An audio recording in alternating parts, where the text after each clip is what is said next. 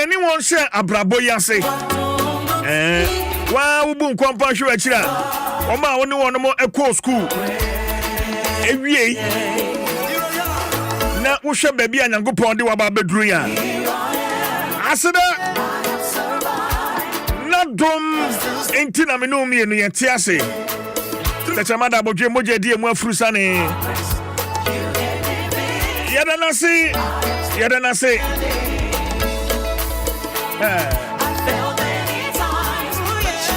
Na dom na dia beduru baabi ayeduru yi. Adom 106.3 FM. And it's a beautiful Wednesday morning. And then you kwada, and then you meda. You kwada. It's a special day. The best day of the week. Well, Dwaso Nsem yasin konya na penso so yebeso for God and country. Meeting the Chief Jerry Forsen. Production team led by Kofi Asan. Supported by Dominic Kisi Abua, Aisha Ibrahim, DJ Awana, Obeda Kwasi Osaima Afo, Caroline Tete, Anabensu Yaba. But I said, who are you? Yeah, and then I'm here say, yes, you are doing see.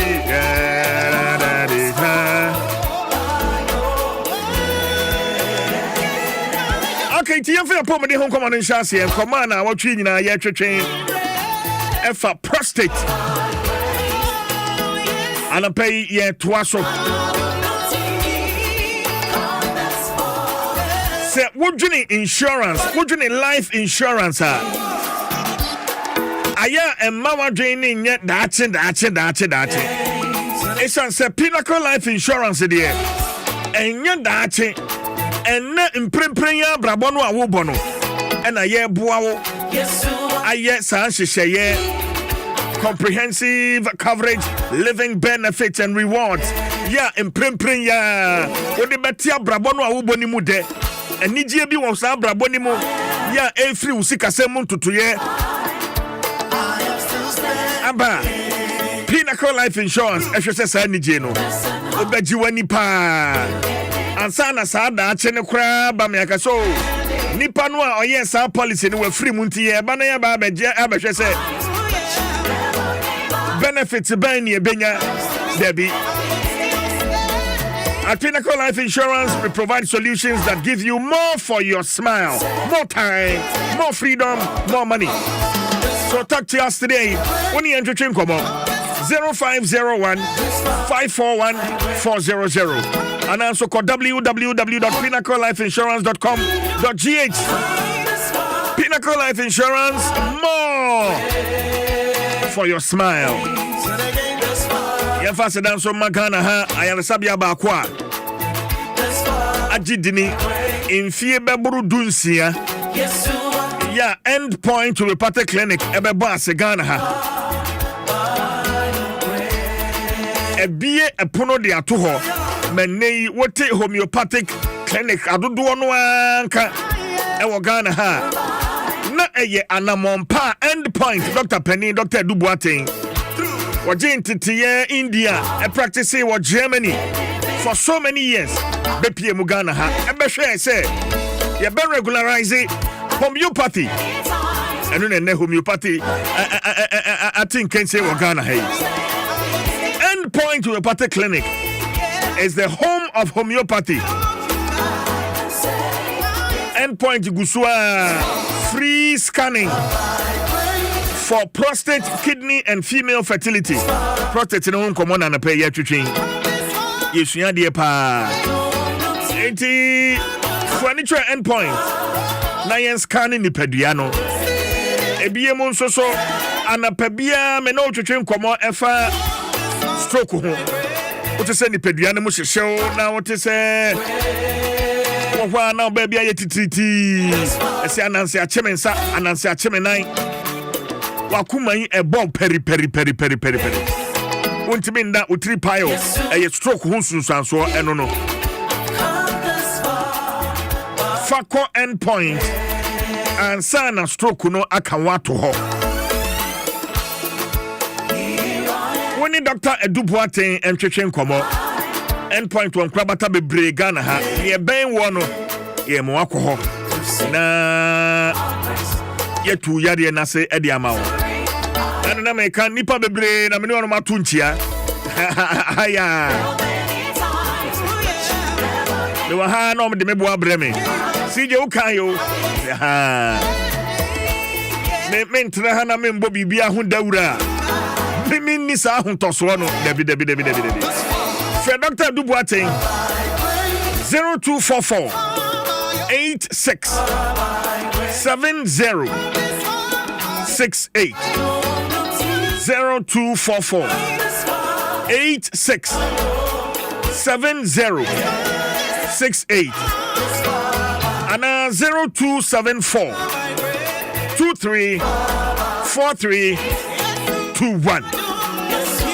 Endpoint Homeopathic Clinic, the end to chronic disease. In the Roma Dr. Edubuaten ya other Endpoint Homeopathic Clinic no asan so abe cancer. Doc, what you mean? Eto kapapi. Oh ya there, Doc. TJ Nyankopon de yankwa kyen ahoden e wo ho. De nyame ase papa Endpoint adwumayefo wo mu nyina ho ye. Bia ho ye pa. De nyame ase. Doc, enen so ma memfa kwanya so na memmo abaso. Ewo mu na danside bia be pie manim na enu ntie se me bo abaso. Wo abaso adwuma so a wo ye de akonyarwa ahodo a Ghana de hye de ba wanim. Doc nyame nhyirawo. Doc yankoma ye shase adwada prostate yamon komone tofa ne wo se yenhwe niema eda ne ho adie se me prostate ho ya atochema the symptoms ya ye behunu se prostate no sane ane tibremu etie na ene yenkosa ankomo no so yo sije medase na otwe nyina ye din komo na ye hunu se de prostate no esitie ya chechire mu akosi se there are about 4 types of prostate-related conditions. Now, 4 types of prostate conditions, any actually we say about prostatitis. You about prostate abscess. You about prostate enlargement. And you about prostate cancer. Now, you actually we say, untimin for ni say, related symptoms ya wunyano. Would any prostatitis? A prostate abscess, and now prostate enlargement, and after prostate cancer. I just walk to hospital. Any such actually say about prostatitis, let's just say a inflammation of the prostate. Not just a prostate, a woohoo. Yeah, about prostate abscess, let's just say a prostate and a wobble bomb pompunya. And I say prostate enlargement here. That is a prostate, the normal size of the prostate, you can't say. Yet to say donut, or dear no, a yakasi as in donut, a yakasi is a buffaloot. Because you can say prostate in answer no, a walnut in shape. It is a prostate, study an Acasian city, a yak a quayakasi brossoa. Let us say the surrounding organs in no asas a fetano, or blood no asas a wikino. Now, ma a quiet dow bear many more Jones of Famuno, now dear no a constricted no a man yaketwa. A general yet I actually say, you can't prostatitis no. Then may be a bit many prostatitis. Then may be a bit many prostate abscess. If you say a quanya, a this prostatitis and a banon. A infections, and I'm maybe another chemical to be. And in Tibet, be a what to me or by Shia. 8 hour bit many infection, or some man a bit many prostatitis, irrespective of your age. No mono. Baby big is a prostate enlargement in the prostate cancer no. And then I'm chilling say, and then the young penny for no from 40 years and above. Now not so make chilling say the man basa and say, then may be a wound no, not prostate in so any. It medically no at 25 years and above no Bema you stop growing. So the intensity when you're bed from bed 26, 27, 28 year. Or 10 no I will say no, it be my mechan. Kasi na obetimi aye elintike prostate no see organ bia edu bema wadu wunyini momo na prostate no momo no na so de kase if we say because of the hormones no involved no bibi after say estrogen and testosterone wunyini you young you produce high testosterone and now produce low estrogen. Now, na estrogen level no will produce more estrogen level at the expense of say will produce a low testosterone. Now estrogen level no and I'm telling you say promote the growth of BB because of prostate. And in no ya na prostate enlargement prostate cancer na dey e me omo fie ni kwa animu and omutiminya sa medical conditions no. Then mo prostatitis ni prostate abscess na dey obi a o be me bia ebetimi enya saa wo hawo no amana yiye enti enna no de ye be discuss no signs and symptoms we involve na signs and symptoms they involve no see the obo hunu say most of the signs and symptoms no just say etimi cut across for all the four prostate problems na mabobo so no prostatitis, prostate enlargement, prostate cancer and prostate abscess. Ubehwemu no ade ba ko edi mu akotene pa ne se prostate no inflamed ana ye kese ana se cancer ba mu a de ye ne se constrict ema ekwan ye da oba manimu e fe ne se urethra no prostate no kese a ka ne twom ne kese ye no kese within the prostate. And most of us are not a quine and down Bemanimu and Majon Sofamuno. See the most na a canachum. Near canachum into no Johnson or Betcham and Sana Johnson. And into be a the first time I say was Johnson. I feel I just said, oh Johnson, what is a be a cow Bemanim? I just said, why, what price was that? Oh, put to pressure and Sana, what me a day up pushy, sir, in sure no a cow Bemanim, what me pushing a man about. And thereby, who said to me who can see any say, Obi a prostate no, Asha says, prostate and Asha says, say, ya. The other who be able to say, and now said Johnson into me, Benintino, oh, Chemono, now what tea yaw. The Johnson, no, I say, especially no, when it comes to the prostatitis, and both a word on yaw, actually, because infection, no, I'm a prostate, no, I inflamed. The Johnson also containing acid. Don't so containing acid. It's acid no any inflammation or no ubon say na oti ya wo na obemani mu no asase se show. One of the signs ya obi mu no. Ade ba ko be hunu ne say ka obi an ka odun so wi a ka bo so Johnson no ba anase ba Johnson wi Johnson itimi twa at once. Obi a prostate no aye inflamed anase aye enlarged. Anase cancer be mu no. Johnson wa Johnson wi kwa no what say Johnson bi aka obemani. And into a boy say, send a pant to cry, we know na Johnson no drops of urine. Doc Pacho, Mamim Bisa, Sir Johnson, Utimu Yawono. Minim, sir, and Namun Yariwa who will be sexually transmitted diseases with Honoma. It mounts our symptom. No? So, how do we tell the difference? Way there, and free me prostate, no, maybe Anna and Namu Yadi, it is a gonorrhea, Bibisa, and Amakunya. Doc. Excellent question now, see the Obisano. The Onga Senator, Nintin Yakase. So, prostate, Unya, any sign ya, a Wobema Munua, Wintimin for what Jenny, Emu. Infection ya can gonorrhea and syphilis in this animal. A check and a timi result in BB. I bet my prostate in him. I'm a prostate in inflammation take place. Obi Oklano and I would no. Now infection the one ya, and but then ya affect prostate. No important question. Obisano. Now when you want to maybe I got a prostate. The fact is that obinya prostate say obi infection e ko bi be mamua na e ko ni prostate ni mu e timma that that sign no it does not necessarily mean say unya sa sign no a na che say o te da sabra no ma koda so. Okay. It is a very important question but I put clarity on it to say what mean for what drink ke say Menya me be me shimi ana mu ya me yatimi koto drum koto prostate grow. It could be say e be infection bi ne wanya but infection no nyanko affect prostate nimpo. That's why kono ho aduro. It's one of the signs ni bi no. And na de ba ko be ma bia no se de make no wo dwon so ani kwasa wote de. Be ma wo dwon so ani kwasa wote yaw. Be ma wo dwon so ani kwasa wote se emu hyehyew. Obi simi dem adwon so afili obi dwon so a na ni age obofere mafa ho. If you said the Bema mono, it to no, I said your chrono. It was wow, the Bema more view. I said the pompo. See, just a pompo about that. Yeah.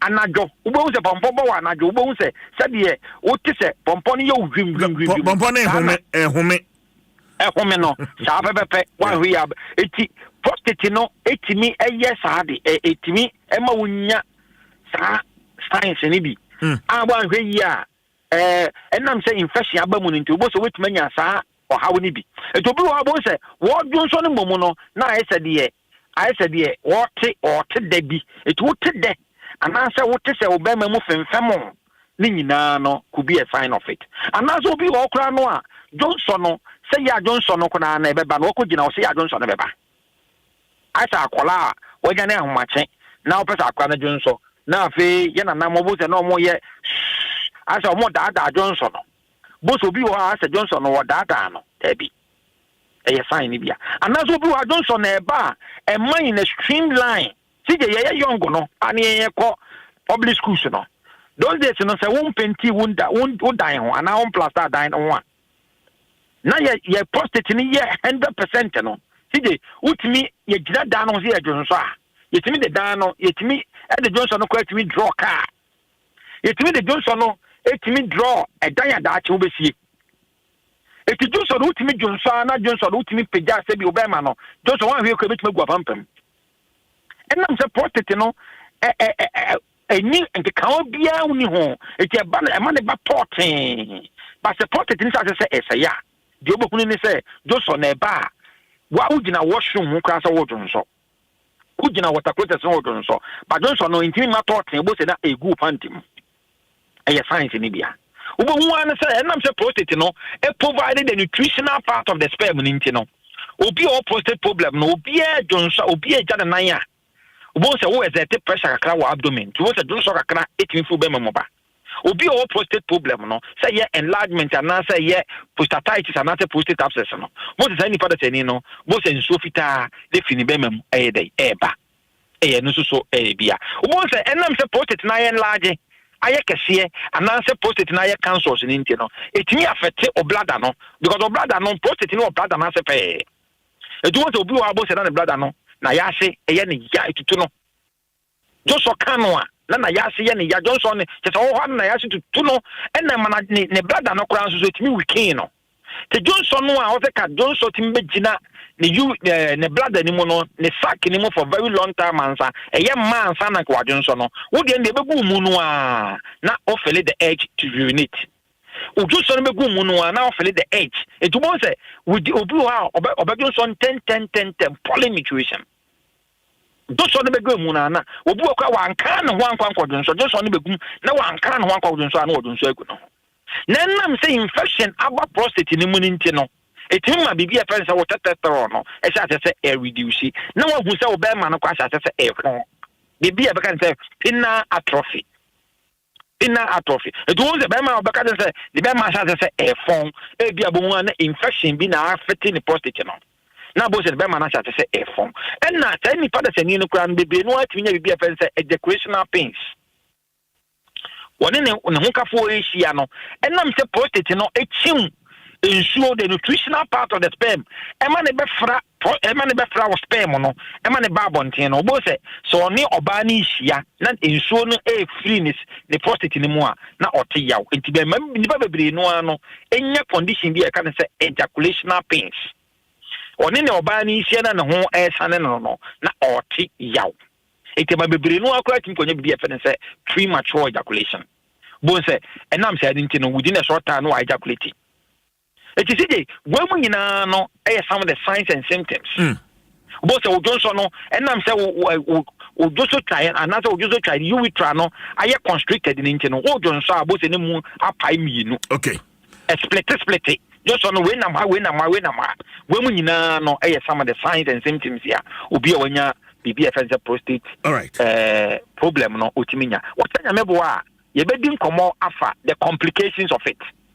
San ma we wunya na se wa anhwe ho asama nka e de ne bisie na mo mede ma no sie na meka se end point to me practical clinic stroke ya de na e ha wo de ya na stroke na se e ba e be bon ka ye e be ma na nsa chechew ho na be hyehyew bibi be twetwe ho na mdua no ho na be odududu wa poso nyina betimi ayo ya arefie forgetfulness e be ba wo so wo wa bo so honam ba bi e wo so wo wa wani akitimi wo so gigigigigi na jai na ho twetwe ho femfem a sign of stroke ni bia wakoma bebo wo yembe sew utibetuma payo ni nyina no e ya de ya de ba endpoint e betima jama prostate edi ho nkomoyi ye ho free prostate scanning it oba scan no for prostate no e free lab no 300 Ghana cedis so na ma oba woni be ma hia na nso ni nyina asa na chi oba no the menses ne maye ebu akwaso a over 3 months 6 months na wo hu ni menses anim obi wa wanyema na asay a oba endpoint to me part clinic ya scan ni free lab no 300 Ghana cedis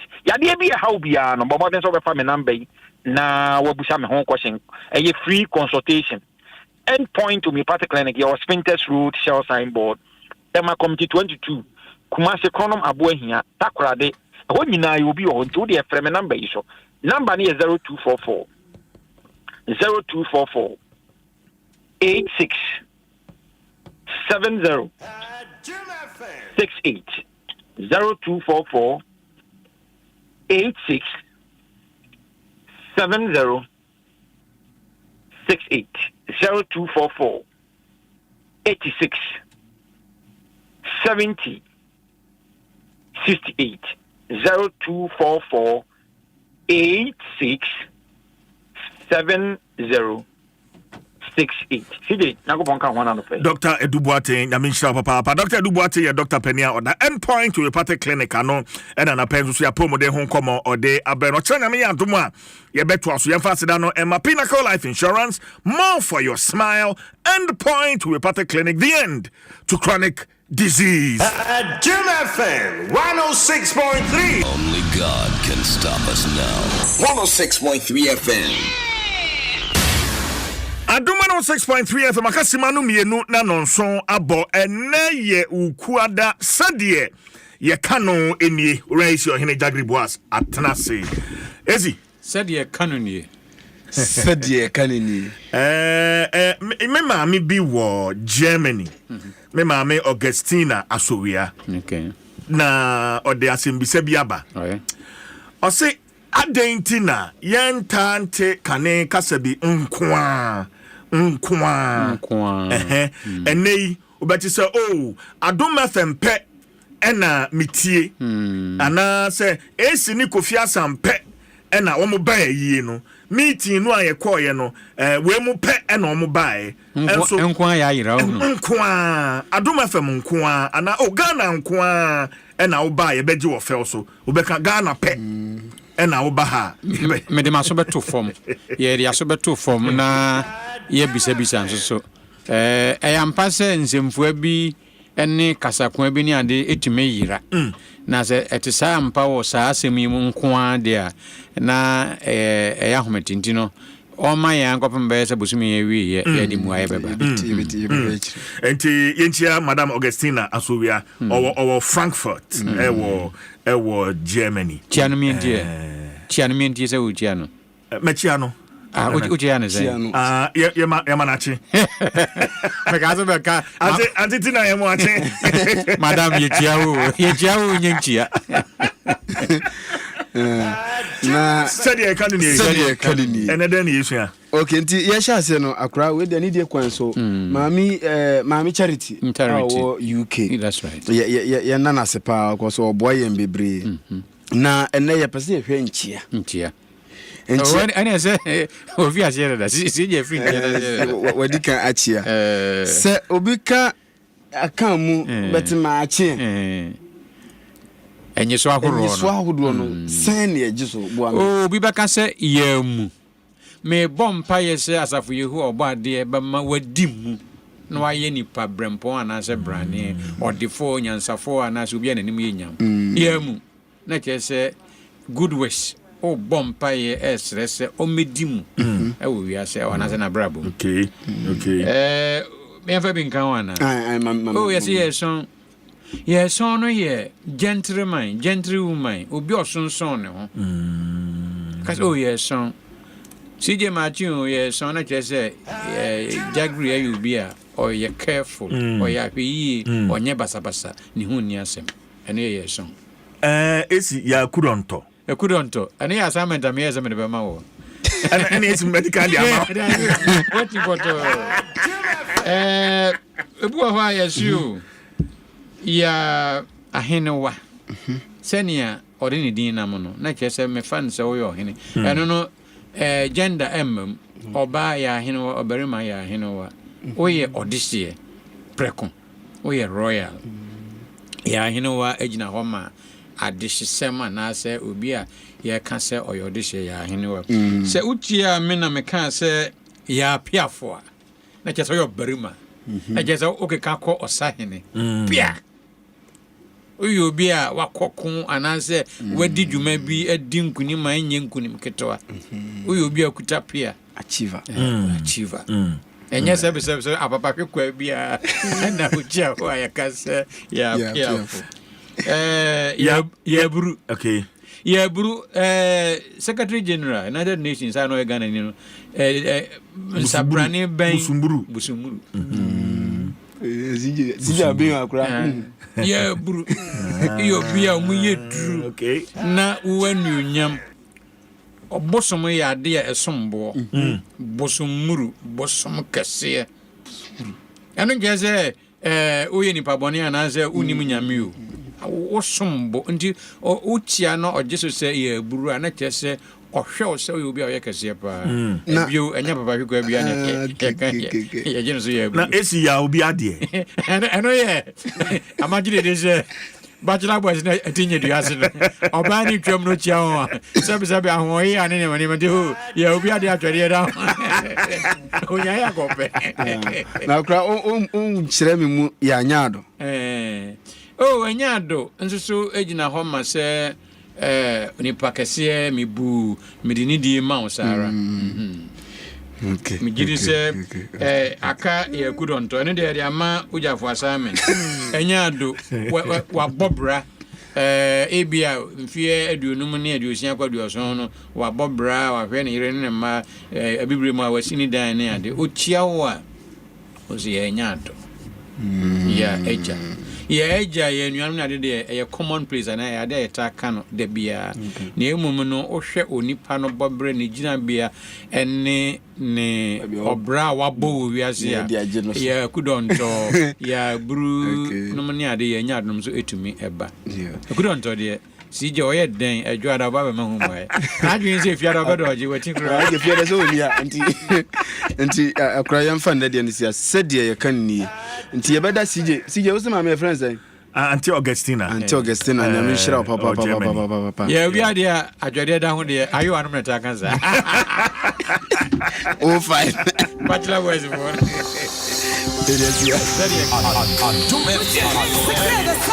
Adom FM 106.3. Can stop it. Adom FM. Adom FM 106.3. Only God can stop us now. 106.3 FM. Adom FM 106.3. Tough.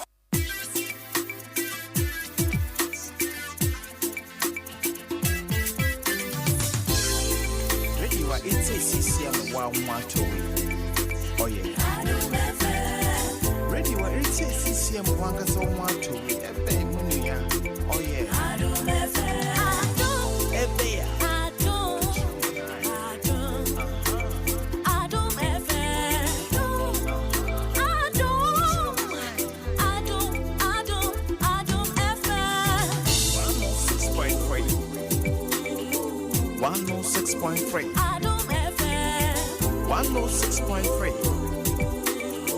106.3 Adom FM one tell you what catch your man Adom FM one tell you what Adom FM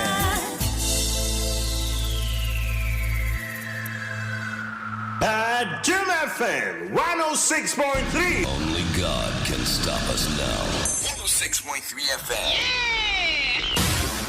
Adom FM 106.3. Tough. Only God can stop us now.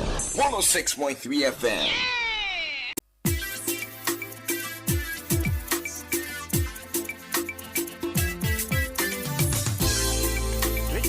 CCM wa mwato.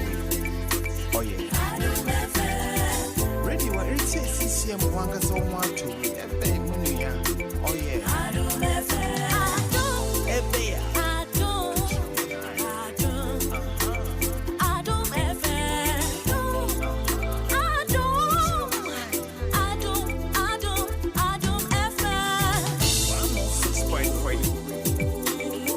106.3. 106.3. 106.3. Adom FM. Baba Kwa NDC Amanyokuo no Wobontoa. Amampani His Excellency John Dramani Mahama. Ashe Ghana for Ankenkani teacher trainees. Any one more allowance. Was say Boma Ghana for nyina te. Say alawane die NDC ba wambeshe mukena.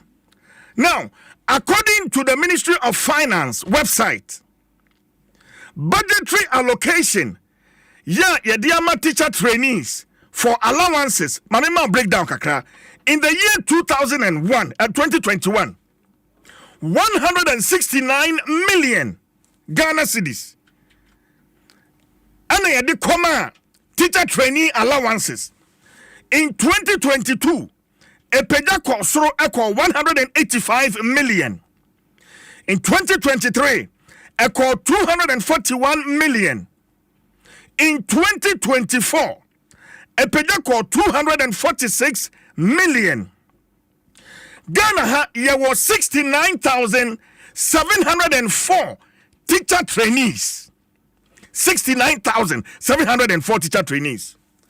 Enti se enei ebetu jase allowance no ye beyi free hone momono ye the loan system bia ba oba kwabo besia na watua mentiase papa yentie the honorable minister education honorable Haruna Idrisu yentie some de atuja. But more importantly, you raise the issue of student allowances. It will continue. Subsequent to the education forum, for which I have the pleasure to invite you to come, we'll take some major decisions based on the recommendations. But off-head, there is no way you should be feeding a student at the tertiary level off-head. So we have to work out a transition from the allowance into an enhanced student loan for them to feed themselves. But in the interim, they will still get the allowances. Then just the next very few months going forward, subject to the recommendations of the committee. But I cannot conceive of a student in a higher education institution being fed. We can narrow feeding to basic and to free senior high school, but at the tertiary level, so they will still get enhanced student loans to be able to feed themselves. But in the interim, we'll continue with the feeding and then phase out the allowance process subject to the recommendations of the education forum. Honorable Haruna Idrisu asema ode atudwai.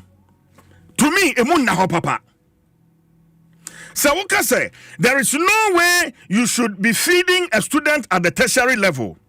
We can narrow feeding to basic and free senior high schools. But at the tertiary level, students should be able to take care of themselves. In the interim, we will continue with the feeding allowances, but we will transition to an enhanced student loan system. And on the saying, how soon are we transitioning? And what happens to Sir Ebono Amosheye? Magana Fojina so eto abadema amono. And report by I think Daily Graphic. And this report never tuja. And you mean who press release not one more attack the caption. Yeah, Daily Graphic at the two hono. Na anapay mame more Daily Graphic abaso. Because and mame kenkai and send me tia say no sa pepe. Anapay abnafa graphic anim hono no kire me. Daily Graphic. One so omugina ne omugina. Education Education Ministry denies story, but Graphic stands by report. Enti way so ministry nim na mechirim.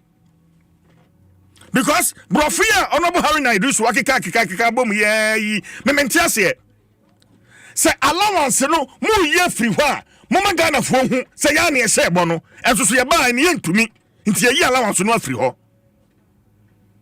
na teacher trainees over 64,000 no wa na wa mo so say new loan system na mo se mo dey ba no how is it going to go yempe bobi a obehye na endi na enu ani nansa na abakoye bibia wo ho. I believe all the teacher training institutions are Ghana ha womo tie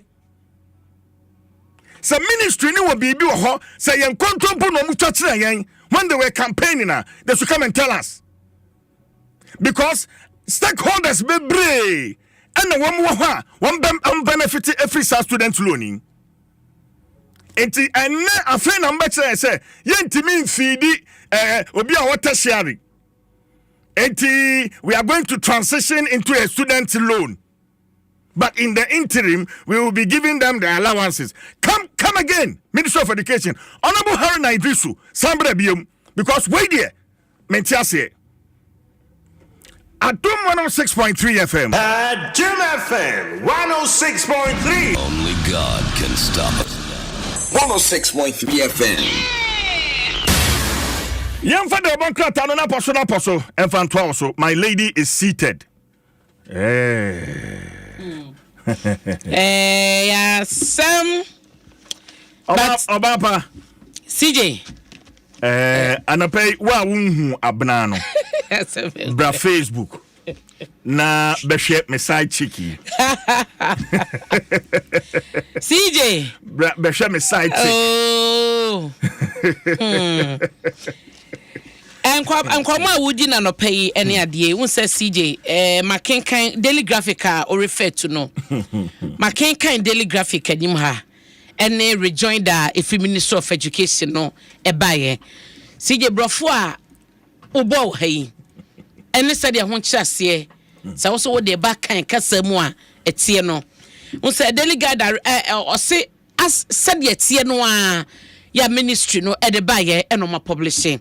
But editorial no editor egusu gina ba biogina said the minister no ekan ye na o report ye when ye be free when Fabian ka ho audio a obo ye no me na me review papers no e wo ha se you be kai se me kan se ministry no say aso mo be face no enkakan kakra so atiase eno that is how me manchem no ha say enye se ne ye se yi allowance na free honum nemo so be quotation na se de pa ne ye fidi no de hono etwetwe aso enti dom yen so mo be ma enhanced student loan na eno ati no na kakra no ano in the shortest term no o ma fidi no out se je pa audio ya wo boy yen samo biem na menya no line by line se de ye Haruna Idrisu etire anaso okan ye no because me kan o mon krata no mo de buy no one part CJ me pese me reading out here no or say media houses are encouraged to verify information with the ministry where they have doubts so as to not cause unnecessary concerns among our cherished stakeholders. Na enochi so no one mo no say the wrong impression created. What you say enye sa na minister ekan ye na manebo no ba sa na ye so ye de akotudwa CJ say CJ aka asemi me report ne say de CJ ekan no because me de bi ka ho a menya asem me yi bi fi mu a menya asem because ye be ka cho say be prove ba bi a me de we ka ho obra on record on tape CJ unni support no a ehu enti no said you nipa ne kan no na we report no enti CJ say pa obetumi abo na ya no bako ma yenye ne sa matenti wo bodru ba bi na wa poso na maba so atiase na ye koye nim But more importantly, you raise the issue of student allowances. It will continue subsequent to the education forum for which I have the pleasure to invite you to come. Okasa about student allowance no yes. Or say ebetwa so ekokosi forum na Unso mampani ete bedwako mo bejo asa bedwako a mo betoto ne ma na ya bebo dwa kese no ka be omufo wo enwumasua fa ho no omu nyina behia etu omo be ala omo beto aso akokodru sansiemu na ebekoso animdifo beba abeche wo madwen no no kra no ombe invite ye principals omo colleges of education no ombe invite omo e wo dwumadie na se. We'll take some major decisions based on the recommendations, but off-head, there is no way you should be feeding a student at the tertiary level.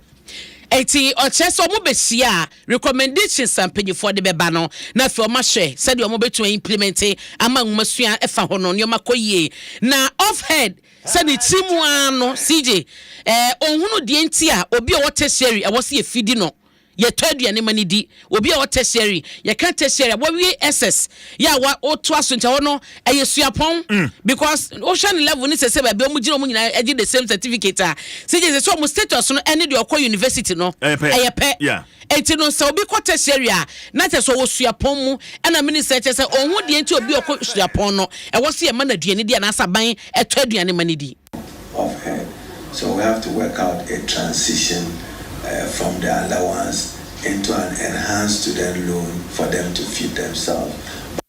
Ti ehase no na eho behia se wo ye ka transition na wo se aban dada omampani na nadoda kwakufa dada na ote so ene aban foforo ebai na omukọ ya toto niema nkakran no ya chihye bibia na afi ye aban dada na fi ho na foforo ba transition bisa na ebekoso he ya wo mo ebehye se nkakran no wo mo beye allowance right sa aban dada no ye beye aban dada na fi ho na aban foforo na betena so aban foforo na oba no ye enhanced student loan na no ombe peja ama student loan no aye kama na eno no ti ye you fra allowance no so a na wo se wo hie sika wo beto aduane adi wo de bebo ho bra wo school mu a e wo se kokkoji student loan into wo be transition enye se bum na ye to ba wie ye na no ye se mampani akufo do sifom o mampani mahama metena so da bi eye kakra na omudi afedi omudi yi allowance na fi hodum na student loan no abesha nan yenkoye ni they will still get the allowances. Then just the next very few months going forward, subject to the recommendations of the committee. But I cannot conceive of a student in a higher education institution being fed. We can narrow feeding to basic and to free senior high school, but at the tertiary level, so they will still get enhanced student loans to be able to feed themselves. But in the interim, we will continue with the feeding and then phase out the allowance process subject to the recommendations of the education forum. See you at your city. Nini no so sambe si studio BM so hunu de enti obi osuapon mu na wo se e feed sani pa de mani pa na duane di na ye kan be aban no e feed ya e wo se ye limit ye de kokosi se de ono e wo basic ye kan basic na e fi kg no a de ko primary e de ko wie JHS e na eno achi so free senior high school no eno so no e wo se mama duane di na mom no obi okosuapon de e wo so no ankasa e bo ne bra sanse wanyini so wie SS krompa se no amekai se mekan we SS atu ko ye adwuma bo bra nti no sa wo kosuapon mu a wo so tumi kwaje student loan no na omo be ye free system ni mu kakra be ye animanim ya kan short term na wo mo twen recommendation no so no forum no so ede beba but ono minister no ni mu die obi akosuapon eni so man no ekoso a emana duane di efidi no e wo sa kwan no so enti sa na nchebo no ene brofia minister kan etie Abnanti masem bisa ne se adenti na se sei na womo anamo se no mbetu a ye bon to ani mu no ye magana fo anti ase se ye ba allowance no kwan e de ba fa so eni ye be ye free ho na mom ye the loans aba because the promise was clear. The promise was clear. Ghana fo nyina ate se teacher trainee allowance ne ye ba ye be den ye ntwam e beto aso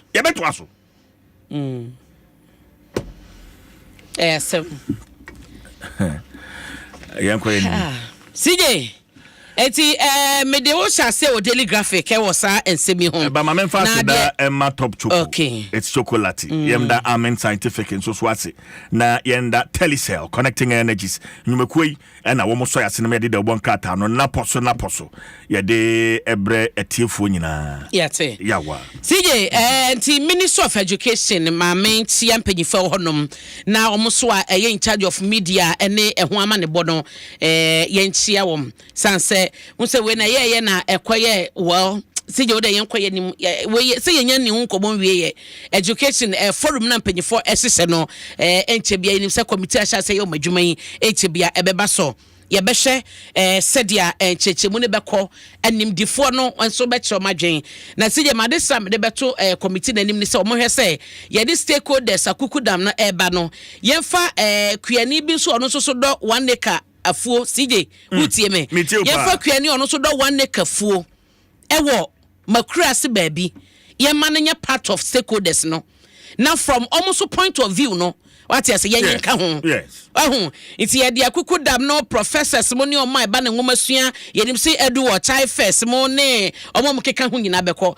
me papa me mama no no so share kura na se do 1 acre kokofu anase emefu anase abrofu anase banchifu no ye invite omo safo ni bi so meka stakeholder consultation e beko so no ho na mo so form input mra emetato sije se de be ya yentie efa bia ne yin bi mfrim sanso mo so ye abatan eya wo fo mo so hwe suku ni bi na omo so fo mo nim de metachire nti abedwa ko madaroma mo ye ne sa na balance ma yen ye ni beje pa sije mamen ko banim na Council of State slot no say de yate ne se 16 regions ni nyina no empanyifo ohane adunum enum 155 ena CJ Oma file wo nominations omo ebe contest nyame eya adoma ebnada ebe February 11 ene abatwa ebe koso no na CJ omo chesa lista daily graphic ede ho amane abai no mema wo mo eyohane aduanan enum 145 na ye mema ena mudu eye ma na eno ena echemu ewo hayi na eye 16 regions ni nyina wo hwema Greater Accra region regional director of EC Gladys Pinkra ena editor daily graphic anim ese nipa dumiensa ena mantami mu no wo mo afile yentume mo bom nyina din sanse 155 no edoson na wokọ middle bet won so we no sunyane die wo mo chese mema duno enso 27 ena mamienu ena mo soso no efri buno east ena ahafo mantami mo eba buno region ekita edu sanso ena wo mo na ekwa akopre akonya no na buno east ekita dubako edu efri buno ena eno achi so no dubako efri buno east ena enwotwe efri ahafo eno ede ewo ha wokwate fido mantemu nso a amane no anie womo ekirese empanyifo a contest wo ho no so no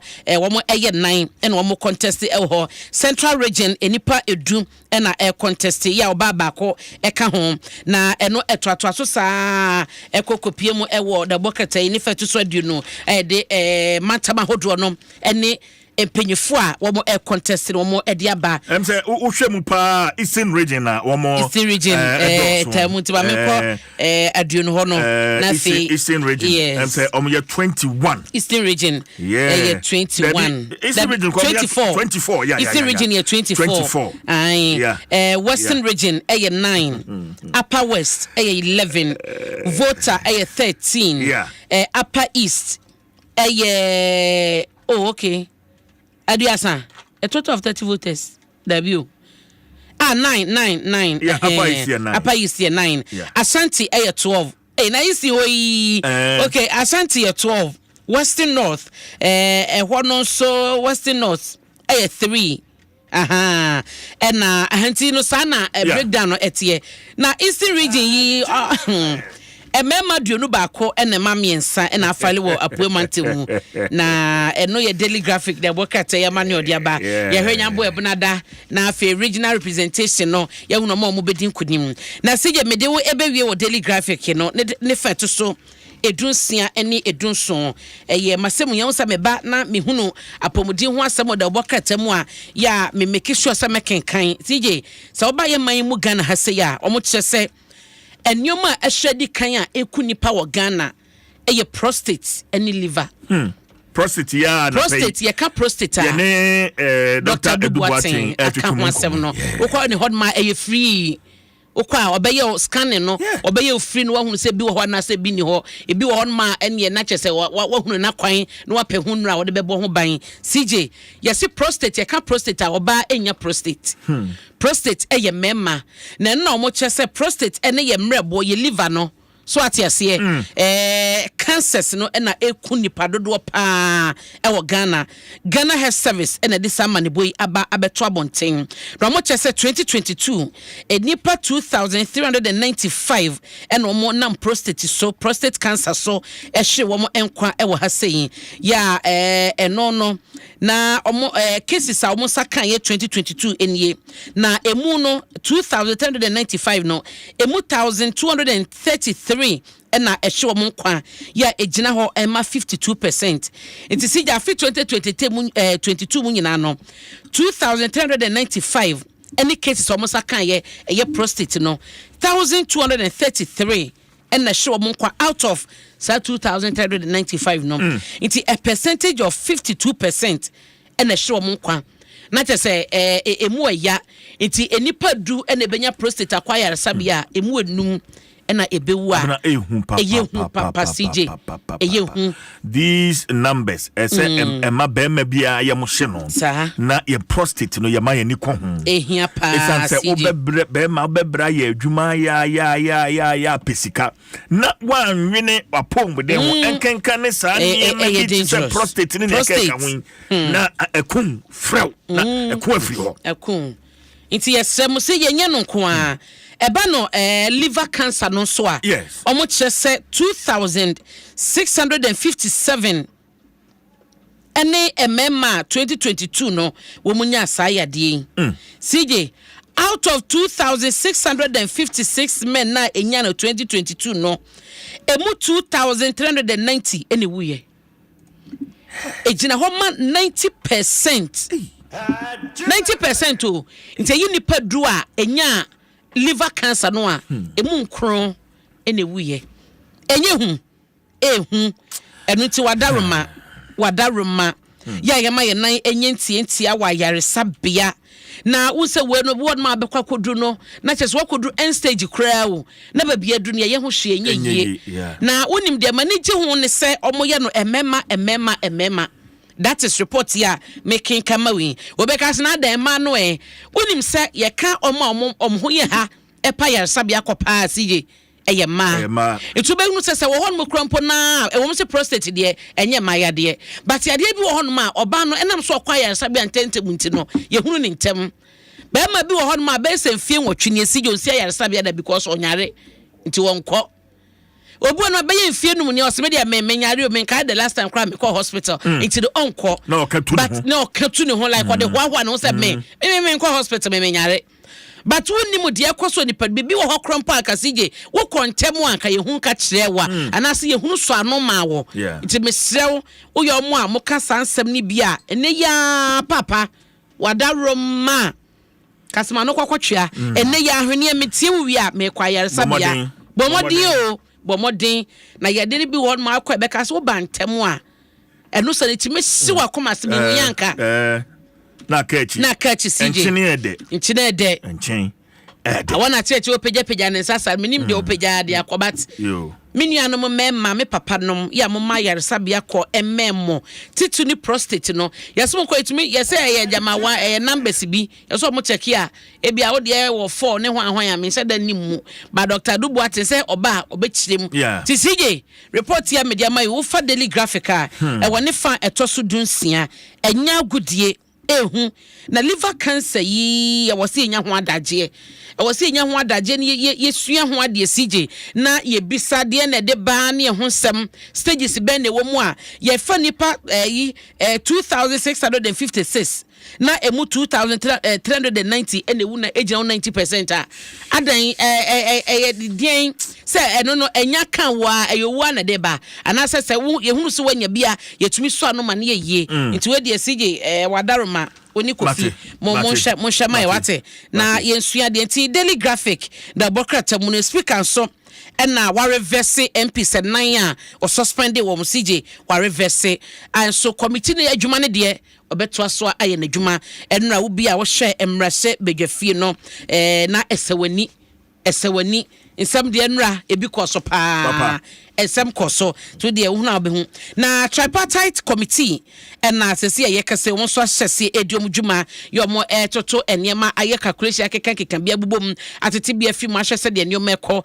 abɛkyɛ sɛ wo ya oman Ghana dwuma yeni sɛ meti heya anya hye kora no dakro akatua de bia no ɛwɔ sɛ ye makew ana sika wo saka na bosome so aban dwuma efo no bosome no sika ɛwɔ sɛ wo so saka nti ɔma hyɛse ɛyɛ dwuma ya ebia eni chebi ɔmode ho ama ne bɔ ebeba abetudwa Ghanaian Times ebo ho amane ɛwɔ ne fa ɛtoso edumienu MPC so a speaker apagya omo suspension ya omo betumi akɔmra se bedwafie akɔdi omo dwuma no ɛno so daily Ghanaian Times ɛka ho asɛm na presby asafo no ɛna CJ JB Dankwa 60 years nie ya panyi wɔkɔ ne nkrachi wasom man Ghana sɛmtwafo fa hodie ɔman ne fa hodie biman fa hodie ɛne yɛnkan kɔ ne adwuma bebre no ɔbɛyɛ ne fa hodie ɛde ɛsomye to hyɛm a emrase bedwafie ɔmabɔ ne din kyɛ sɛ akai no sanso na wokɔ ɛyɛ chebi important one so CJ mene ekasa president asafo fe ho so no o ma de sa adwuma ne bi kama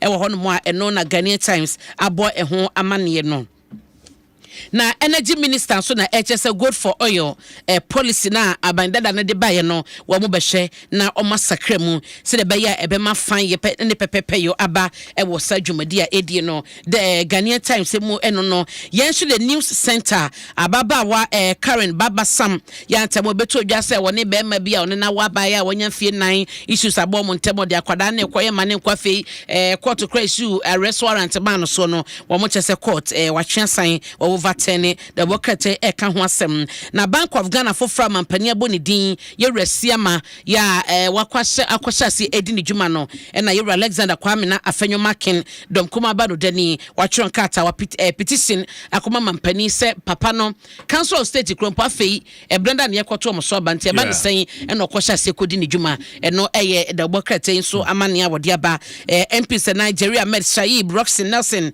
da Famakpo Al Hassan Suleiman Tampuli and a Frank Adom press speaker so between aba abedu mudwuma suspension wa page da bokete so eka ho asem na we di osema hama betray teacher trainees okay it's no na ya hyase na yedi mu nkobo no osoma mpani mahama se wayi teacher trainees for na ma wadi omu hwamo vote for allowance campaign no enene adane se allowance aye betwam the news center da bokata asema wode aba no pay enonom the Ghanaian publisher so na de yewra samokujeto ablakwa wode no ato anim hai na ote microphone ati utum serveti honmo a na CJ de watch fa ne ho no se asenya atwemsam kakra eno no ane nsem bi okeka honom no atechire no ama pa ne ho ntoma wo nsem bi okan ye so ye photocopy front and back ni ade efi nwotwene wa handan wo airportals Ghanaian publisher achire mu de enti a mu susuo mu no wo mu hu se as a contradiction se woni nsem no okeka ye ni mu na adan ono so wo handan wo airportals CJ say well the workers na dia ba into nsaka no akenkan bia mame Bank of Ghana governor yo no so ase ne dwumadi ase obra council of state approval yenya ompo no mama approval no yera Alexander Fenyo Markin de no edaha e ka ho asem na teacher and nursing training allowance no no so mo chese omampani mahama ebe ye fi honum eno so da bokete ye ka ho asem 60 years on Presby Church ene JB Dankwa ne de no so ewo ha yen hwe the Accra Times eno so mo chese chaos asi ewo emrase bedwafie ene ye ho sesem batanra de koso nya ho se yewra Fenyo Market wa park lack of parliament na chewo ewo se bibia nimpo ye fa nsem fumso bia ba so betina bonten on camera ne ade betwemu na wa disajuma no antwaye ene speaker man tie ase nto de chewo pa ma no ene se obecho let kra e de akopa awra na chewo a obedi hudwuma nti no eno so da bokata yi aka ho asem pepepe na Dr. Randy Abe CEO Coco award and order hey you see good news and ekwama kokwa kuafo wo se omo wefe eye ne priority na sem hia pa and so masete mo be konkan na bibia aye yinti no ne good news a wo mo activating chaos no so ho asem pisama speaker so mo samra medium djuma no wo ha na ado committee so ma sha se yo madjuma se de be na parliament wo mo integrity wo mo ebe koso akitamu no no so da bokrata yi abo ho amane wo ha the custodian so kasafa omampani mahama ya obeka city trainee allowance ni biem no no so eda ha na yewra fanyo makene ka che yewra yarika o say tame your wild dogs and ramra so ye fie na hwa yes papa hey na the custodian unimu amane odiaba yewra Samuel Blakwa eda ha na ne fie one of ton near a compound kesepa o matwa homfoni eda ha Ablakwa the first class travel ya British Airways akwantu awotu okay me huni mfoni wo ha o ha na no okay for the hanma or first class home no dan chance so airport sales the residence baby or no and also edaha and the bokrate ebo amane se ne lavish lifestyle and I nay ebimo etutum ntokro ebisa ehon sem say said you no a chair say na ketua 15,000 Ghana as MP and ehon sem a ekopie mu e wo vetin ase no inti sa lifestyle we no kwan be no fa so a wo tua de ho ka o han dan airports in fie nwotwe wo han ni sa amanebo first class de nyina so bokata ye bisa ho asem and wo hai bagwen ya one left suspension on 4 MPs no and also e wo ha the new publisher ebo amane lawyer Roxy Nelson da Famakpo ewo ha sei na si general beka say wa wo MP atimoda MP enkomo bi e ba ya na ye die bo ho amane so ye se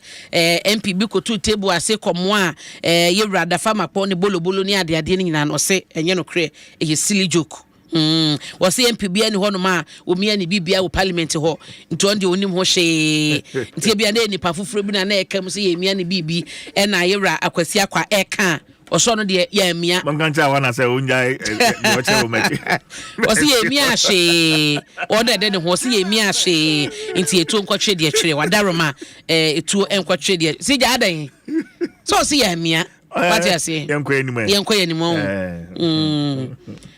and I will say here examination oh yes Dr. Fobit me examine yeah nti say so oye na waje tum say ye mia but ye mia no to that extent that you represent akwa e man kika mu afa but o say ye mia hwe nti when menyi ni say examination bi beba nti era da fia makpo wutin kwa why e ba san so amasa na ye hwe so say e beba sa ka be me wanwa pa e me manya so ba fra mu ni aka say ka be me wanwa speaker LFT MP suspension no sije da boka ta no asem kro no a na ni nyina e dane e wo ha senti mame fa wonsi wate mame fa wonsi na me na wase me wa ba kumpo boy mama ba kwa ka ho eta sokiodo enne ye ogefo bosome odobosome no ne da etoso enum si ye bebo a yes ne da etoso enum na se enkrofo de aba o aisa bebo bia mame ana Allah enkrofo de aba that voice that ye ahwene say voice e de sa otibia na den enti amfa ho ne voice no ye bebo e bi dia kire wo enti won so fa number isesi na ye video no fa bre me anase ye voice note no na e fa bra ye 0531 003 813 0531 003 813 send the wodrofo no ho asembra wo se bedrofo abna poku o chese wo ya ade onimaduane no okrokro me ojeje me so enano a me yare ye adaje onyan ye onna ene ho no ma do ne se kan no ye o se chese wo kire me eke e ma ne bro so eno na me hunu ne se nei nyema wo ye ma me nyina adom fam boa me na me celebrate no odobo so me ne de to so edunan Valentine's Day no a mani beje dem roso eno nti mun celebrate me dofo mame na wo de odonyum na toa so what you say na de toa so alla gege sije yenkwe e pacho ye frame teacher mafo me pacho mo me abaso mame e se oba no me hu no na mani efra na me tie ne kasa na me frɛ no na me chense me dono ono so ka jeme se me sum odomi se nem tibra odomi nto be ko bon papa manye je ne papa be kan papa 3 this time odi mo yebrem say ne papa penso akoye oban ho ade amani tifi oban se na oyem even men kan se bani ko efra nyame pebra woye me kunsu o kunsu kese bibra woye mami o sensu mama na pa o me dwale wi ansan makoduma o fe dwamba teacher wo dwale me san oh ne oban ye mami no oh men kan se bani ko efra nti mo na basoman enyuma me to ama no me di makuma nyina medowo wona ye me kwan trefo medo na maso no ye medo no minuma meto cause wona ye me kwan trefo a wo che me kwan anopa na wia mo na basoman na wa yade di se me kai kwase bani efra medamase abna Adom Nsem ma teacher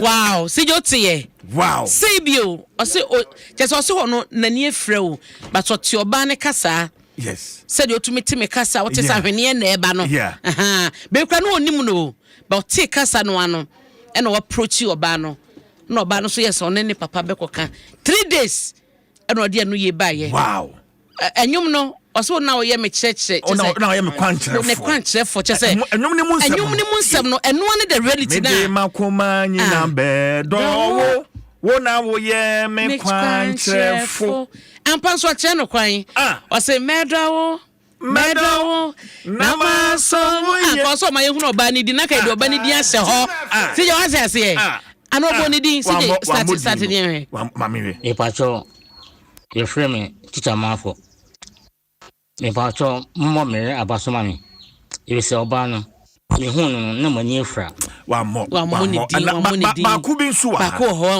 oba we yoba ya wono nso so woda ne dofo ase se je yenti oba no Adom me ti me dofo kofi ho adanse dofo kofi me dono ade ma me done pa ne se ochime to ho no wayi makosu kuma yesu kama wa shepu ne fine we are the constant spirit ya pe paso yi mu nyina fine we are se me we odobi makoma odobi mesusu mana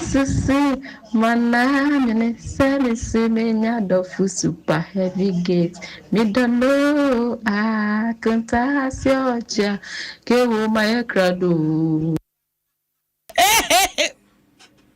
udem hey, what a story! What a story!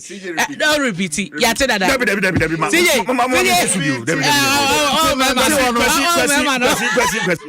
Adom me ti me dofo kofi ho adanse dofo kofi me dono ade ma me done pa ne se ochime to ho no wayi makosu kuma yesu kama wa shepu ne fine we are the constant spirit ya pe paso yi mu nyina fine we are se me we odobi makoma odobi mesusu mana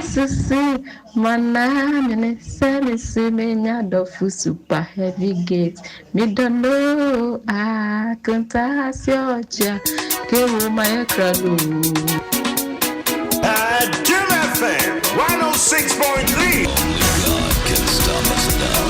106.3 FM.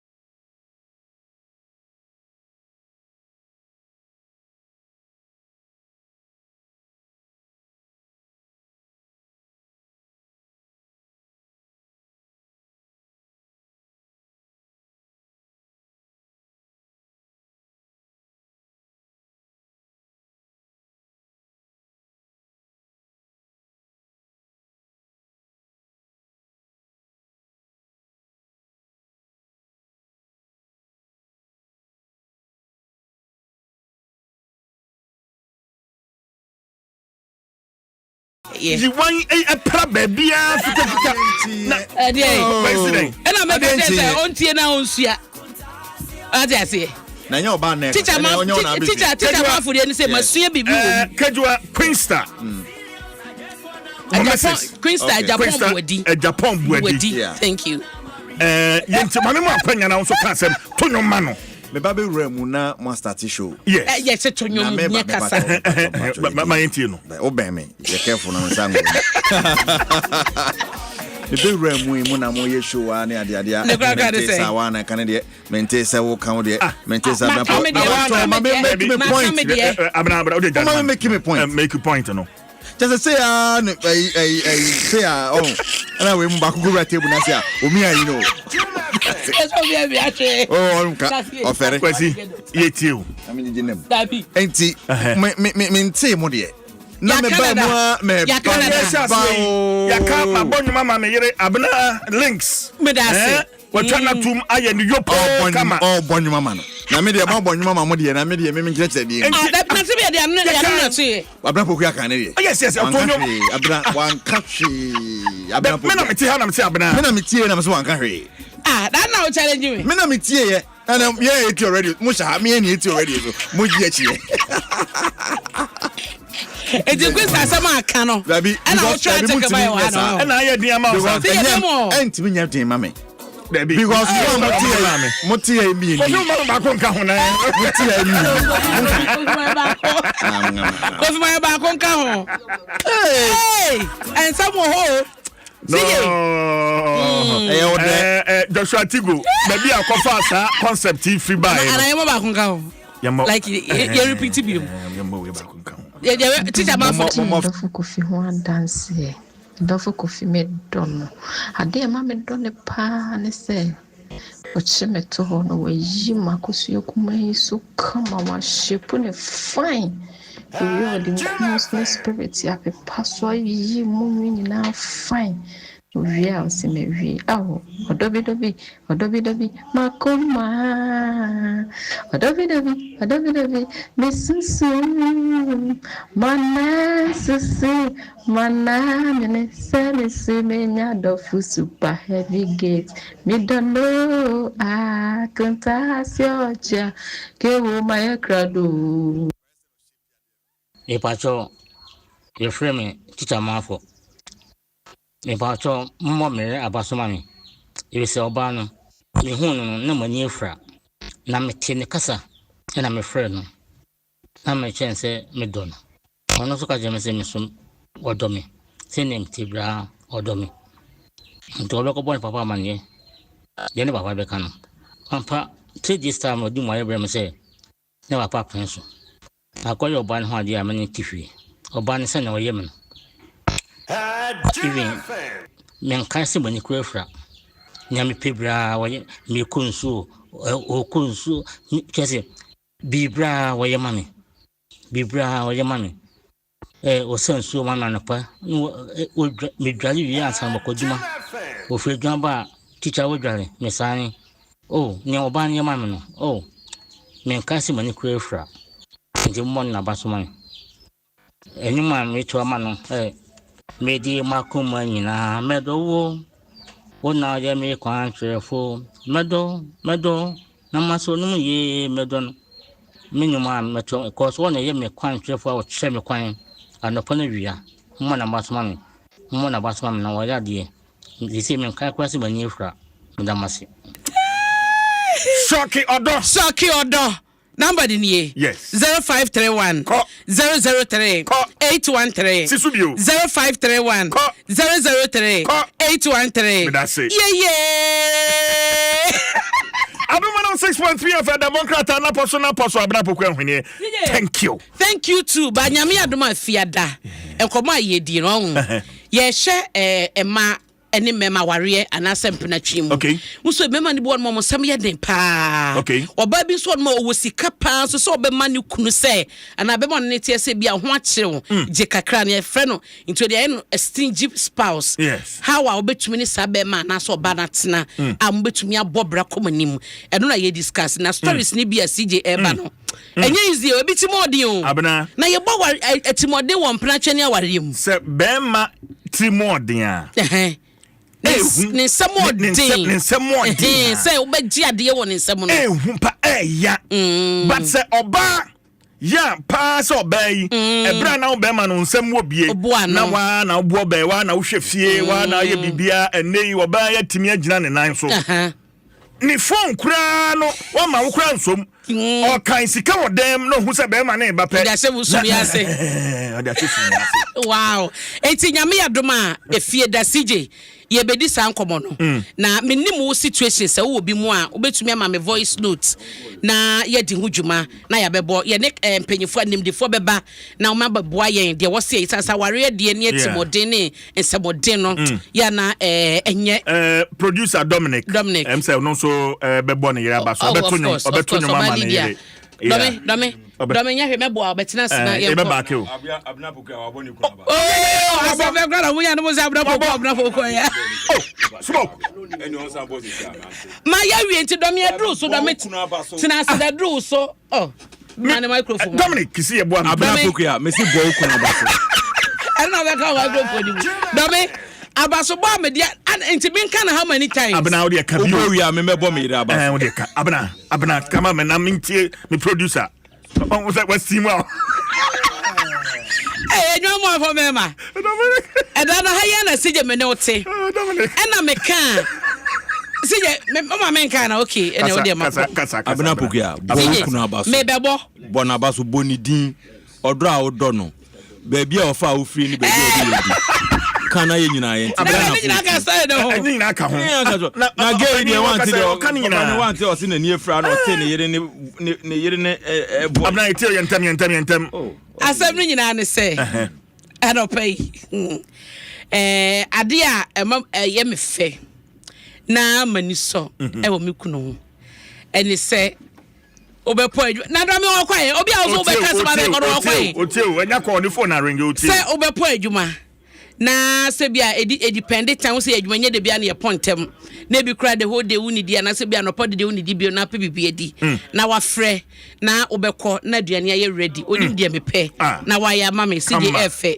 me ba bia me free wa pa o me bi ye de me che okran ka anyeme what dey say but of our side ye de me che wa ka beka so o we de da be na betete na ye yi na na utimi what dey say a che say wa ye wa wunti no ni nyina keka ho bia ye ni so na at the right time bodin e friend links ya hotedin mama cho say links ni di obi oni me from na ya safu wo share na ya safu a links entertainment wo share na ya safu na ya safu a wo asempa me ni share high FM 2009 bisa na ya safu say bi ku efre so be catch us links enti di no dia wo che bi abokro bi aniu boni ya chire no memo wa chire na han bo o ko ware no the links na go ware friend say Mark Ampoma Dwamena tibi ma nyina di Dwamena no links magana fo nyina so do no na se maka enti dome kasa Lydia to aso me obi ani me wife e yani mu no boni di na tie Lydia Fuata Misia Nusa okay Misia no wedi 22 years okay 23 na me ware no Misia no multimedia obey national service wow oh wow ya ware this year e benya 12 years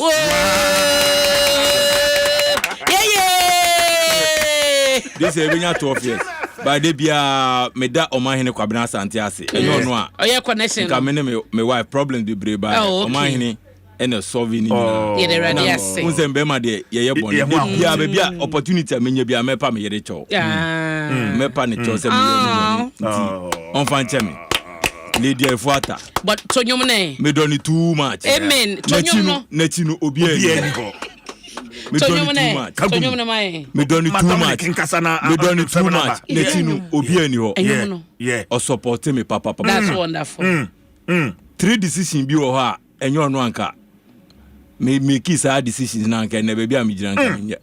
Ono na me the commander say David this one don't move. 3 times. Wow. Me the commander say don't move. Me the commander and I'm tie no. Aboa papa. Wow. Inti lady fuata de me fa ni dia agro. Wow. David. Wow. Me fa ni dia agro kra. Enyum ben na be pese obeto ama no. Pro munim kakra kire oba pa lead. Enyum de. Oh, do me fa ho ne voice. Anya voice no. Tonyum no. Me nya de. Oh, do me fa ho ne voice. Enyum bia, da ye kwa yi se wo saye sa. Openyum. Nti wo bo mama akwaboa. I nyom ben. Akwaboa I love you. To kakra. Minim to. I do love you no ana. Oh, okay. The only way here no. Sinaso here no. I do love you. Minim say. The only sinaso here no.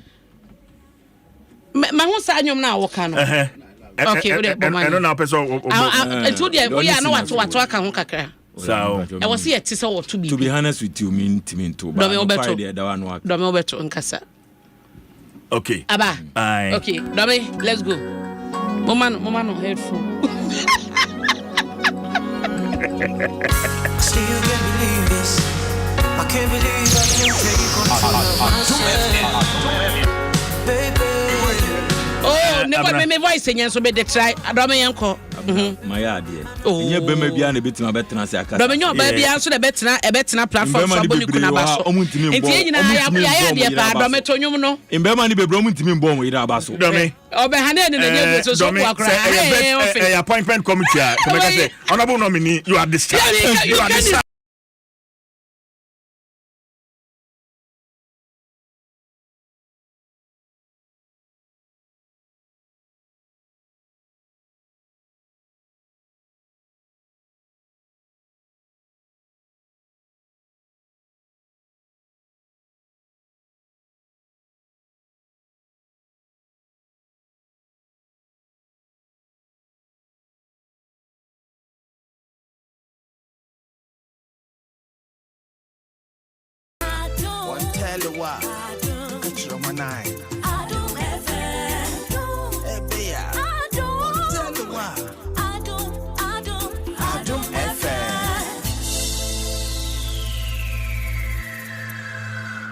Adom FM 106.3. Only God can stop us now.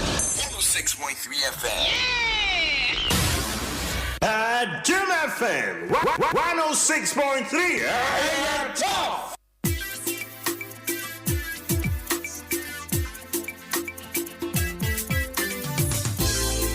Ready, what it says, CCM 112. Oh, yeah.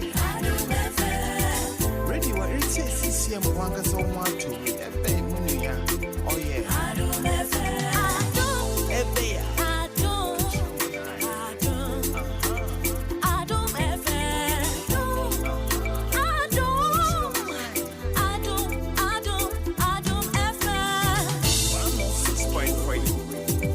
Metal so na ma sorry. Woman for nedi o madofo ho adanse no. Eye Adom FM che wodo ne shock wodofo promo. Ai, shock wodofo promo.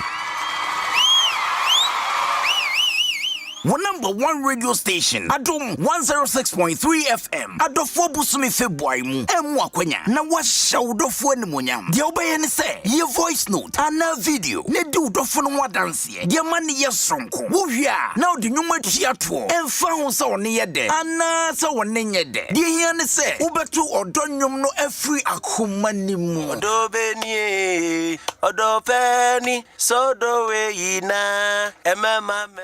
Metal so ma sorry. Me body ambrosa.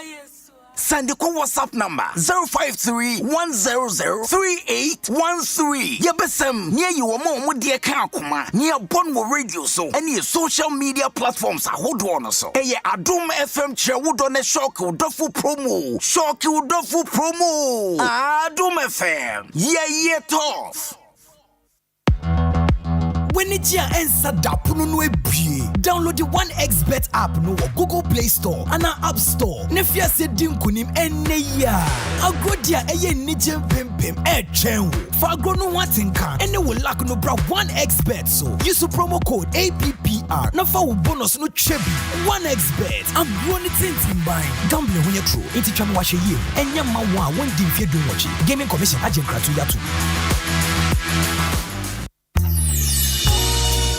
Na meka ye ya me say na nsanse de kodwo honam aye yi me de mirika kopese me na fofora bedware no me de semna wo do opi adware no na nso de atia nete na waso guardian ahwe wo tete guardian semna kokko no ana ane Unilever Ghana champion carbolic semna yi a dodo no afa ne guardian no ebo honam ani ban fi nyare wa ho sese mpo de ya sesa ne din na ko live boy carbolic soap sa na ya semna dada no ade ane ne din ne pe na asesa ebo adwuma pepepe na menye bia towei wo benya live boy carbolic samna to e wo dwomo anastos ahoduo mu ene me demirika ekoto bi wo na shop wa basesia live boy carbolic soap ye guardian samna dada no a ye jinidi what is a champion carbolic samna no say your friend live boy carbolic ana samna kwakwa Ghana fo ni je ho no say your friend live boy carbolic enye din foforo nanso adaso bo honamani bayan kasa afri mu a ema honamani nyarewa enti bodawro na kwaje o live boy carbolic samna ene ya FDA aji adwade nkrato ya to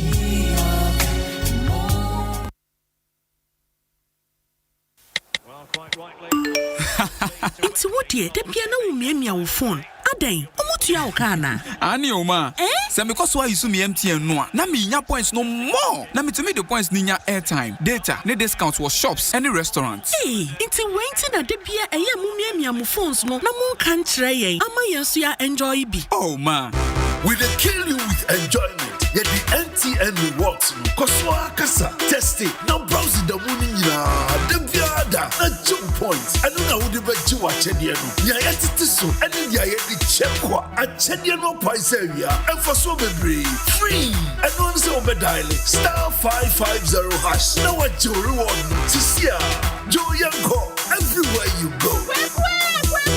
What's in your MTN so? Shinya yasin bet ya washisha wunhu. Bibiere ni wa eyese wonso we save ya to ho. Esa ne Betway Bet Saver feature antino. Sempo o bet no ayira. Wo betimi enye sika. Ebiom o bet ya washisha na mo a. Sika wo de bet ye no. Ye Sunday ma o. Eni ne ekeka ho bebre. Bet Saver e wo Betway nko aso. Ne nya ne ma hodo ekeka ho. I say, Enshisha Kakra Gaming Commission of Ghana Sashase. Uni fie nu otwe a enko ho. Betway nya de ekeka ho bebre.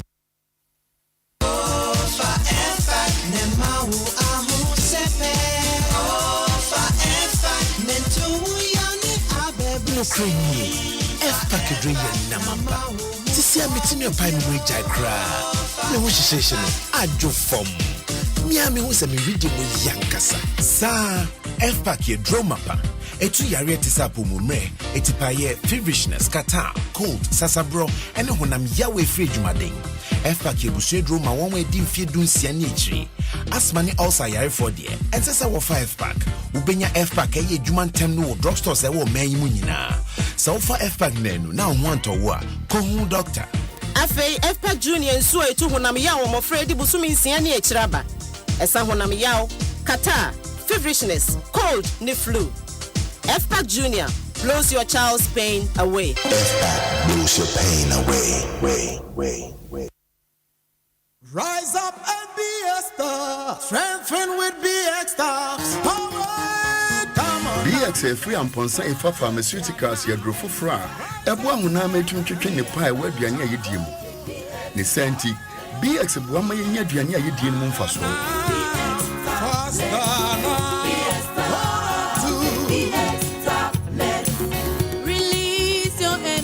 BX mamuche nam ye ready muno eye muno na ma hoden bem BX medria ne di ho akono sori zinc e wo BX muno eboa ma mofra nyini yie so we yare na wa hoden sutia for BX na ma wa hoden samrantem in your veins regain lost after strength in your memory for BX na ma woma wakokra enu abre wansu bi BX tablets means your pharmacy shops and the chemical seller shops at home, baby. BX, a Yamobia.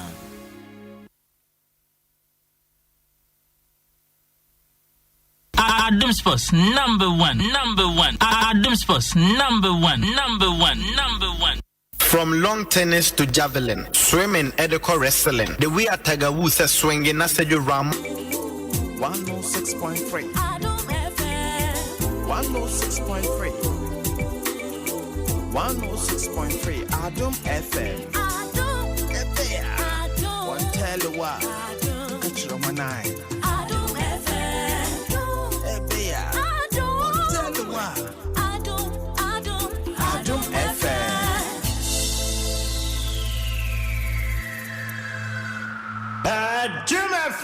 106. The Babusha and I Kwada 5th of January 2025. Yeri asida Trade na yet to check us Eddie Amano. Also Utie and I say we're live on Facebook. No, Yedin check us here. My special good morning, bonjour, Cassia, and I Yedi Mobibia no pay or monitor our chichi any abenche. Ebre Ason, Ebre Ewedu. Say Yedi Sports page 1. Ebro Ewa Fidi Cassia. So with him say, Adiano Enya Chidi and I say, Mpanyinfo tenase ewo Dwaso Nsem na ebre no eso ane yapone mre ne kakra edi amaye na agodiem achenkondwa yeso atenase ne aboja ya tuja edi amao Dennis Asamoani ahotedi no eyalatula metenase say dia team of producers no eboa na bibia eba confidence hima eka ho bisanso na nyameba padi botwe Professor Ike Wallace eka ho sanso na Alex Kobina Stone ne Eric Asiedubodi o say fa kejuwa na nkasa eka ho wonyina adarma na no pai matenase ya me Sports page 1 Ebro senior producers etachi uko Facebook dia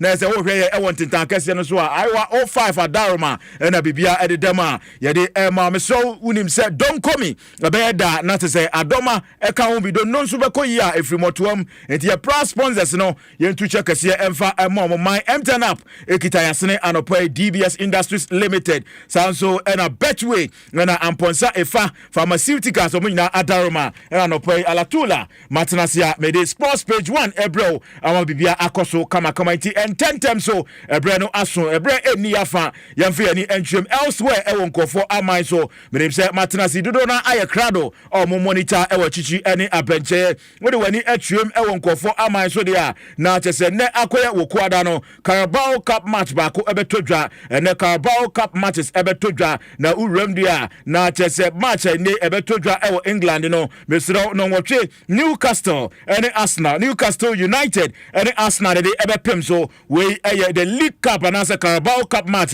ebetimi atodwa oko Spain dia na say a Spanish Copa del Rey and also no quarter final Leganes and the White the Peking was fantastic La Casablanca the White Angels Real Madrid na de ebepem so no numero no wotwe na sa match no so ebeto form say team yeah co Italy Italian Coppa Italia and also quarter final AC Milan and AS Roma na de ebepem so uko Germany dia na say DFB Pokal and also no quarter final match back ebetodwa ene Bayer Leverkusen and FC Cologne na de ebepem so wey any matches are Oko nkofo aman so a etodwa ena ye de ho nsep eto anim kama pa enti hye so ema me na se ye ba ne ya behwe efie ensem eda ho de a nse de wunim no my MTN app me sitie my MTN app uyo bi a uyusu eye wo phone no e de transactions ahoro bebiri obo se wa fa ne phone abo star 170 hash no bere no kosa me so download the way for to phone so unya this app now the two phone so a ehia so bebo star 17 bibia akoha ho ehia so beko akobo star 138 bia ha ho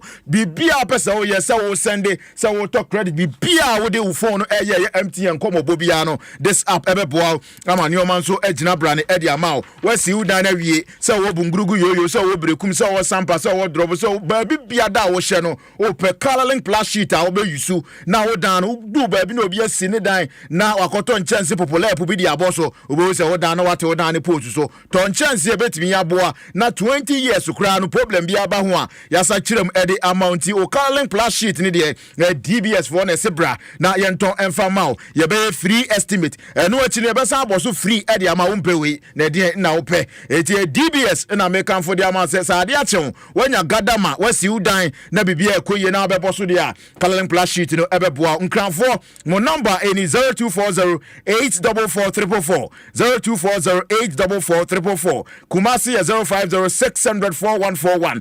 0506004141 uko takra dia 0506004242 na tamalin suno 050-133-2897 050-133-2897 sunyane 4 abno 4 no so far 0541-913243 0541-913243 na oni omo akasa nei match se koso eti so obetwa bet no wadi eye be billion anasika kese sika doso pro adore se na ntwa chachade a eye betway also no ye kama o wie ne nso a wo yi usika na oni problem bia smoothness level with betway so withdraw cash no bibia edit na kwam terms and conditions applies regulated by the Gaming Commission of Ghana eti honso eye ba bia ne oma e koso yie pa na ye fifth said ye tie bia no 14th ebeba 14th eye adofo da so wudo bia 14th no de e so wo kire wudo e ma bibia e koso eti Adom 106.3 ye de kire wudo promo no aba we ye shock wudo promo de wunyina ense obefa number we fa number we tie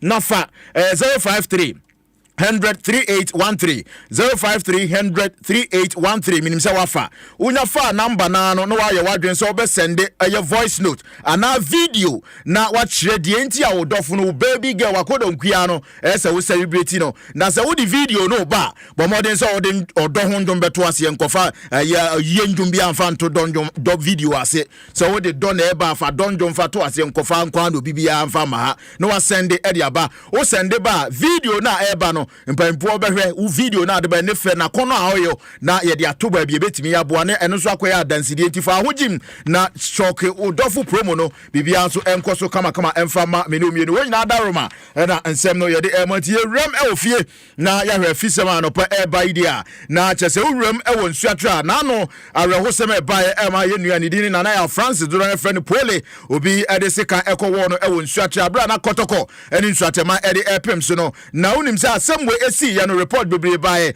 omnobo Ignatius Bafo wu team ne ye ne dia ye bo ni din so na inside supporters ye bo nkofo bi din a posifo so omo po achi esanse patapa pieto aban in the raw enti Ignatius Bafo wu ya chie no Joseph Cheme ene Abrantia ni din ene Ajeman omo nyina ye chie omo badnura Ignatius enya bill Cheme so enya bill na sika de ato so no 500,000 Ghana cedi enya no kwa de ajapade beta ato passport a de betu kwan ina no ye CZ e ho a ye rese 2 weeks edi anim no there be on report but Ajeman de ekodem until 17th of this month na mra ene de wo bia so yasan akeka enti no update a free suatre eba na sanseme eto dwai no na honorable Kofi Adams no say aboni din wa convert ya wie ba de eba no say ya confirm ni mpo say ono na ye sports and recreation opan kase a onwe ema bibia enkoyie ono so atorenchem abrahosem ani ngwatesem AC won suatre as say de wudu pole yire ni mpe o se kotokofo emu fa mekunu mra metwa mekunu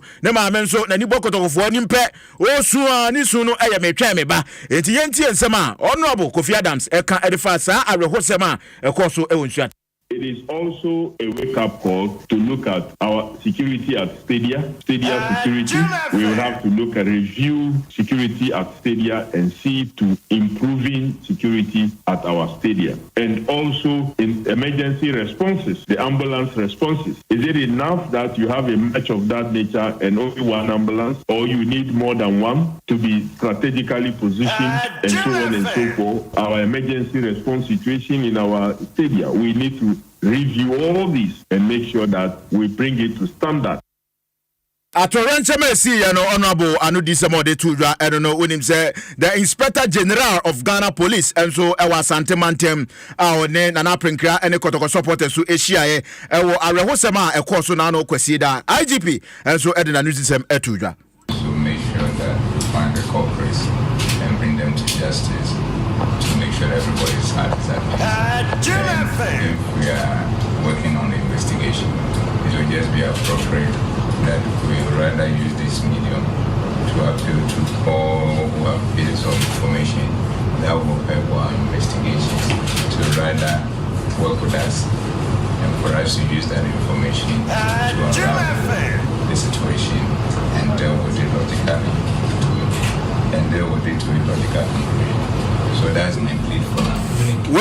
Inspector General of Police Erono nti wo a wo won bia no ye be fish out I had to say the wako kroketu no obi awu na ye de ahye baifo nti wo a wi bibia ka se be hia o nti omu di akire a yetu anamo kama se de be ya ne ma ebekoi IMC for Kumasi Asante Kodoko na na prenkra akwasi awua ono nso IGP nkase mu de ba wie no na nanso e de na nudisem atudwa because no wo park ne so oso hwe aposifo bi asem ne koso no asese bi o ka fra cho mabo mi fi taduku yentie na ba kwa esi ya bidi mu ya o kakra and say o manti na wo che o musebia first aid and so assembly dey can see you na officers wo hokra no emranti ya supporters hwe owura e wada for office police officer etuohye no no gina obi kura ba akokura videos ni bi adara mi so mu bia na ba akogina ono atwe no it's not mean say mo na mo ba to as independent here mo ba why no ma oba the above for eyewitness report so the kind of investigators na attitude of the officers are there and the person the two I said I didn't see me but I said the bed the two of now watch nabi we visa a bar purpose and saving life and yes better will be a second way and another way. Wey ensema na prenkra IMC chairman ede eto IGP anima bra no omkohia ya na omodidi enkomo Augustine Ayinfo mrebia na osi akan no Ash Gold obo adwuma Black Stars wo nyina no owura mu ebo adwuma ono nso asemi ko bi ne manka bi enya batatuo ensema ekoso ewo nsuate no osini nyina ayede poor measures akroma yede etutu dwa ne yesi akan na ma we nyina aba. We as a people begin to move away from this hooliganism, as you can call it, to move to the new realm of sports. We support all our might, and so we tend to forget that it is just a game. We sometimes look at it as if it is a do and die affair. But it is never a do and die affair. So as a people, I mean, we need to begin to move away from these attacks on opposing teams and what you can call it. What happened in Satraman 2 days ago or so has finally brought this thing home for us to tackle it once and for all. Should beef up their security sector a bit, together with the National Police Service that we know. You should have to work in tandem so that we forestall all this. I believe that it should not happen. It shouldn't continue. Because when I was playing on the locals, yes, there were some areas that we went and it was difficult even to enter the stadium. How many years down the line? More than 30 years down. We and some Augustine Ayinfo so Eddie Ejaye yere sam no kakra ka ho na Eddie page 1 stories ni na apemene wuko anopa dia ye Sankofa Ministries Prophet Nana Kwate and so any Eddie nkomo ewa sempa na odi tudwa be bosumintem nie se ade na esi wonsuate no na ade a ebesi esan se nkofo bia ebo mpae de makotokoko ba bia mokobɔ mpae but nyoma bia na ekoso no tuo bi beto ohunhum ama saade no asi but no owie no osan de obeje Ghana Premier League ni na etuda yentie prophet the prophecy a o share no ensese ankesi ba league no Ghana mo league no amobo no de na eye de wahwere ne bribi no dia this year na de wahwere ne bribi no ne dia ba nensese nkasa ahwere no baso nensese nke baso na sa unexpected ade no death no na a revolve around 3 people but rather two no your city. What about this one? O de kwanya circumstances na ade no fa so see no say ye pe obi aha no stadium na ba bia nipa no te no mas mompon no masa ka chen so no ensini kan eno na ma hu se die na Awurade ma me se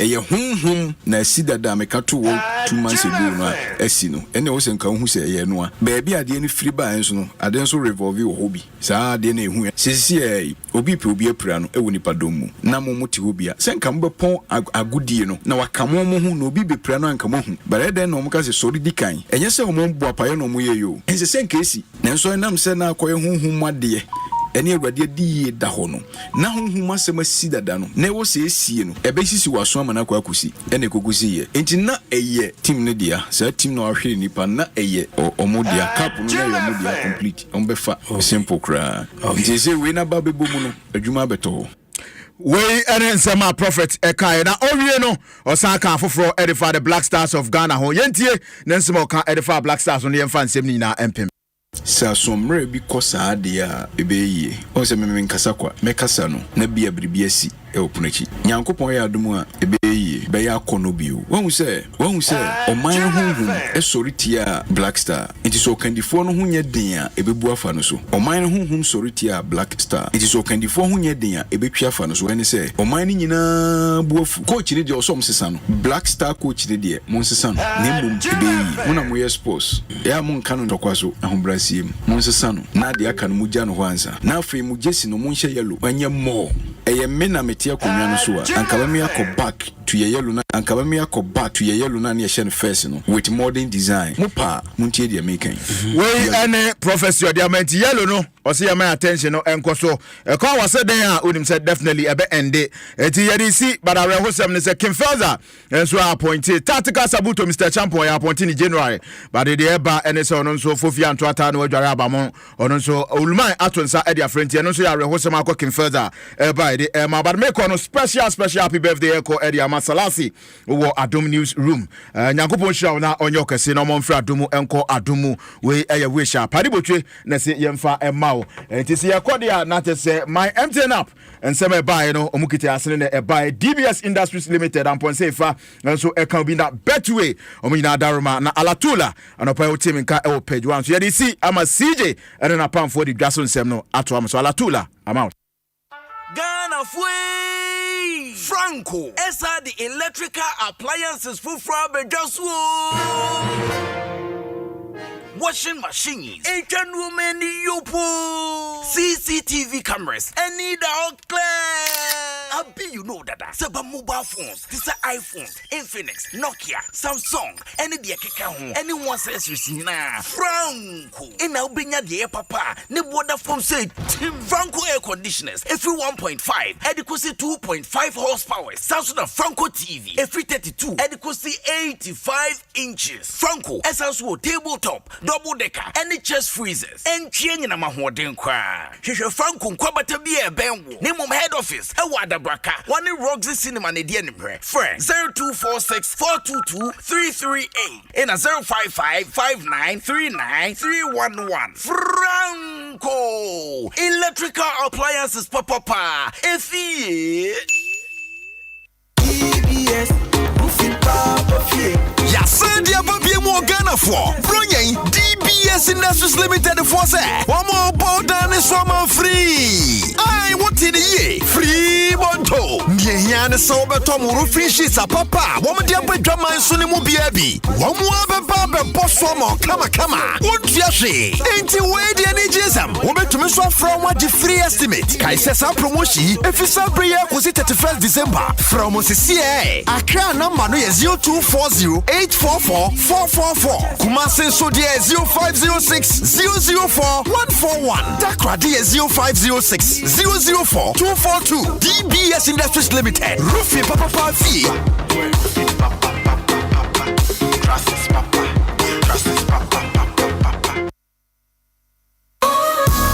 Open Kodeja dia bibia wom. Ebema baby won ye sham. Ni won twa. Na dane dan nyina na ni aje.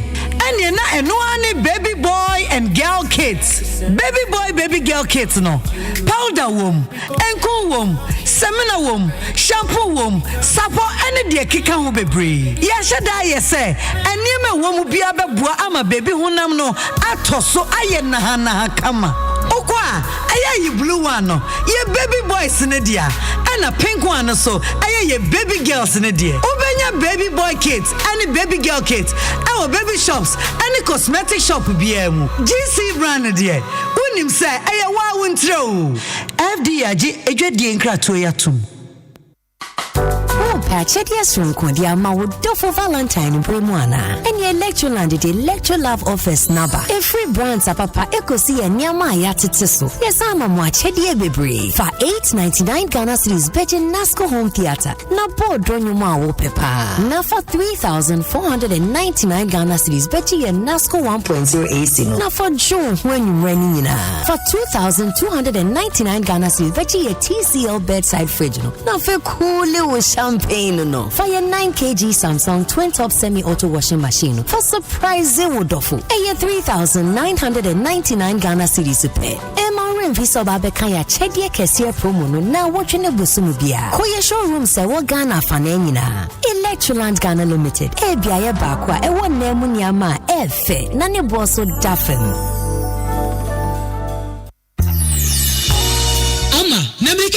Ya, me see. Nansense de kodwo honam aye.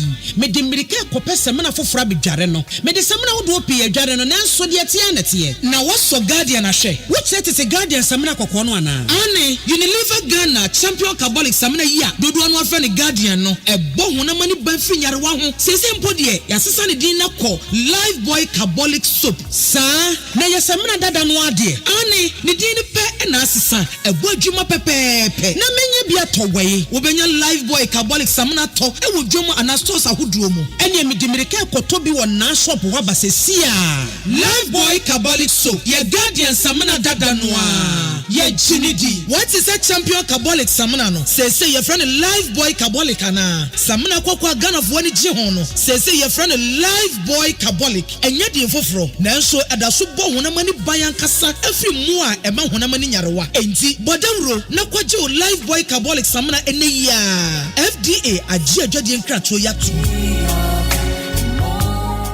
Upgrades are nice, but stepping up is woohoo.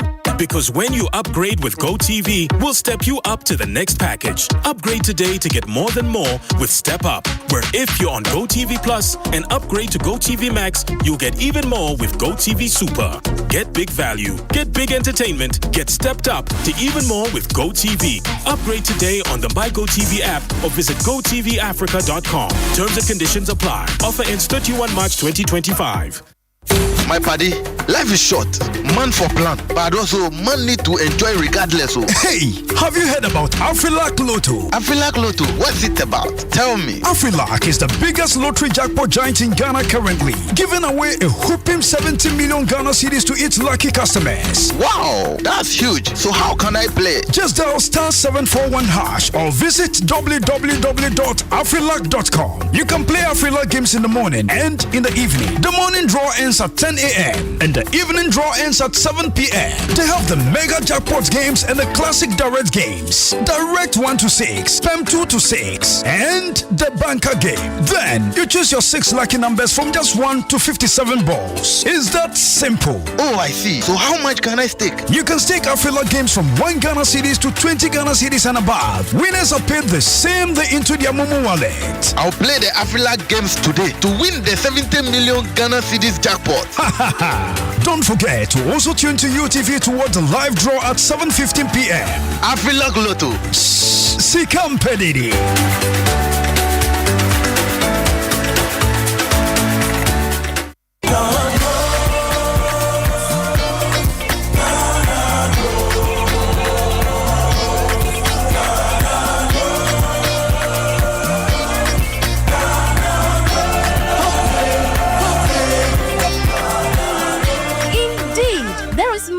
The soil. Find your way into profitable careers and businesses in our Greek and ATVET now. Take a step today and change your life, your family, and community. Dial *718*50# to join now. Ghana Grows. Hope Day. Ghana Grows is an initiative of the MasterCard Foundation in partnership with Springboard Roadshow Foundation, Limehouse, and other partners.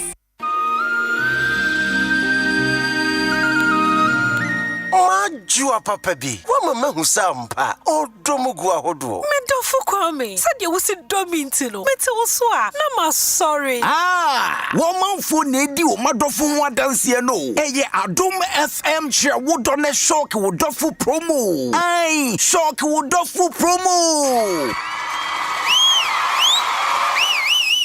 One number one radio station, Adom 106.3 FM. Adofo busumi February mu. Emu akwenya. Na wa shawdofo animonyam. Dia obeye ne se, ye voice note, ana video. Ne di udofo no wadanse. Dia mani ye sonko. Wo hwia. Na odi nwuma tiato. Emfa ho se woni ye de. Ana se woni nye de. Dia hia ne se, ubetu odonwom no afri akoma nimu. Odobenie, odopeni, sodowe yina. Emema me. Metal Swama, sorry, me body ambrosa, yes. Send the WhatsApp number 053-100-3813. Yebesem near you mo dear Kakuma near Bonwo Radio so any social media platforms are hold on so. Hey Adom FM Chewood on a shock dofu promo. Shock you dofu promo. Adom FM. Yeah tough. Adom FM. 6.3. Only God can stop us now. 106.3 FM. Adom FM. 106.3. Tough. Only God can stop us now. 106.3 FM.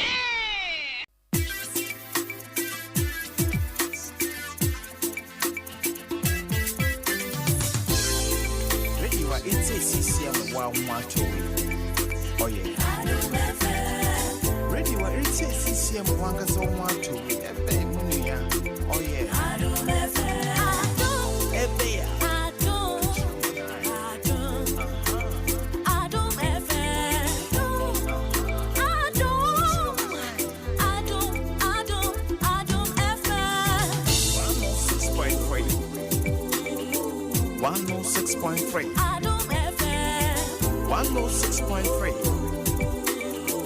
106.3 Adom FM. One tell you what. Catch your man eye. Adom FM. One tell you what. Adom FM.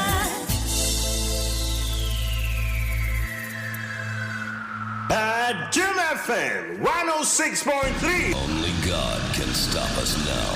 106.3 FM. Adom FM 106.3. Tough.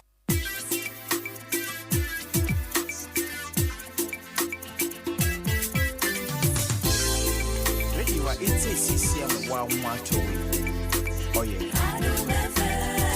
Ready what it's a CCM wangas on one to oh yeah.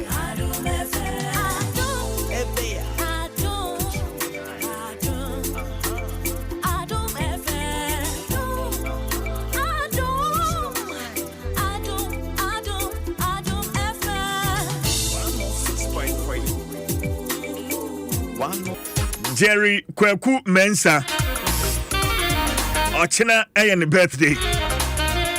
Na me te so ka say Ochina no obi a ba fan dokuno mra.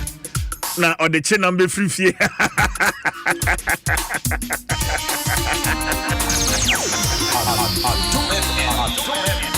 Happy birthday to you in advance, my brother. Ochina me dem dokuno beba. Fancy dokuno ala sen kai dokuno. Chemie fanti inti wala sha. Wa friend ona do chiao. Ona do chiao. So it's a big day for you, my brother. Jerry Justice, happy birthday in advance. Solid guy. Yeah. Okay, young person, Franco Trading Enterprise. Dr. Frank. And a pay Minchiano. Obo Jumapa. Ebusia say, Whoopee. Mobile phones and home appliances. Dodo Wanua. Yateteswa. Franco Trading Enterprise. And I make for the actual. Franco phones and a fee. Smart TVs, air conditioners, chest freezers and refrigerators, washing machines, microwave, blenders, CCTV camera. Now Franco said near me say Utopia online and so digital platform be as well. About up to 40% discount. Into download the Franco Trading app no. Our Google Play Store. Na place you order baby a wo Ghana ha bia ye do nema bebrel enti mo amabie mobile phone shops ne ade e wo man mu miamia aya na mani da so asan se mo mutu kwan ekofa phones ne ade ba da bi o bank na ha ya Franco Trading Enterprise benya niema ni nyina tunu akoton enti mame fa Franco Trading the number no emfa ma 0246 422 338 and 0555 939311. Obetun to afre 0302 225 651. Franco Trading Enterprise still phone papa efi DBSA crew dinosaur man free installation charges anka water color link no awie yama 20-year fading warranty free estimate ni ade ni na awie no enka sika wo betua installation no yede ni na achew enti woni Franco Trading Enterprise DBS sorry woni DBS entwetwen komo owon krabata ogana ha mia bebre o sunyane afre 0541 913 243 or Tamale afre 0501 332 897 or Takrade UTM or Good News FM Swa Fre 0506 004 242 or Kumasi afre 0506 004 or Accra DBS Ewa Spintex Road or Ben Papaya Restaurant no. And crime phone for 0240844444. DBS Industries Limited, roofing papa fee. And you may queer Daruma. Lady Caroline, what can I say? Washeni Chichi. What's Miss School headmistress, Miss Cranting. Near friend Quantash. Mom ko wini sek bia mo kai Quantash. This person say ya. Ne da ne hwene so. Na o hwe space na pampa mu ho. Onya hwe soro ho da na say wepra. What's up? Boko ya hwe.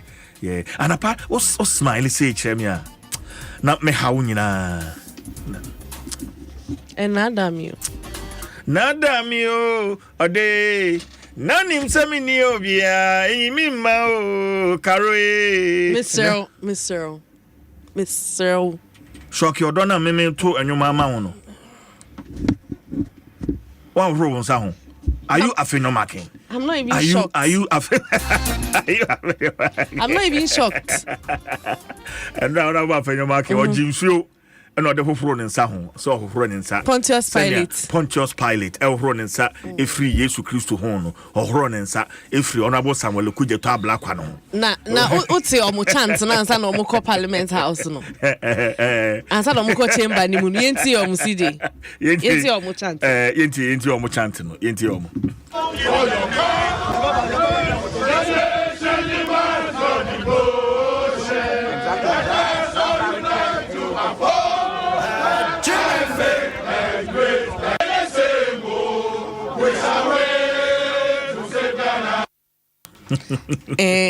Neno munyina bebre na hye tuntum e no mode yi kojan and ebi so hye red.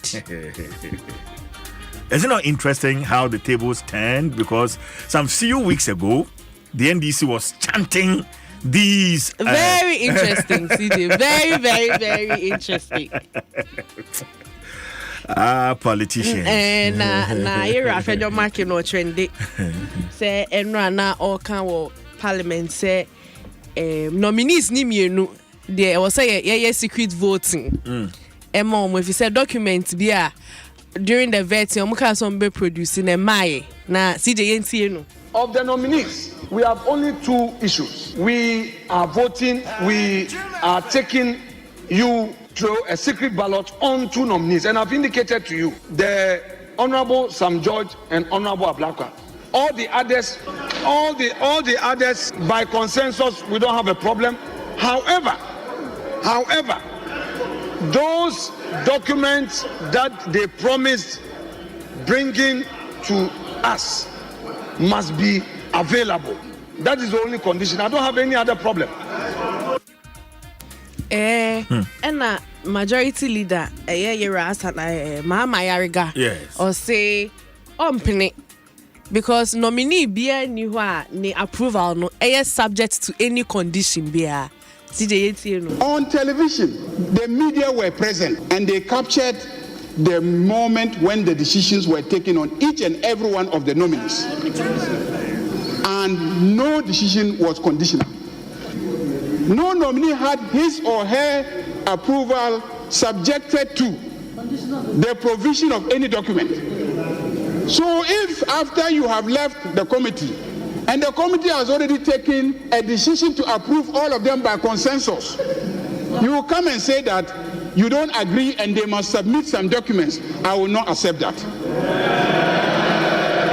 So you can come to the chamber and you can say whatever you want to say, but I am standing my grounds, and every single one of those nominees will be approved by consensus in this chamber. And to say nominees have been approved. Yes, sir. Yes. And so Speaker Alban so lifted suspension no. MPs na suspend your mono. Yeah. So na CJ time na yera fenyo mark no kasa no. There was a voice in the background na all can be about murder.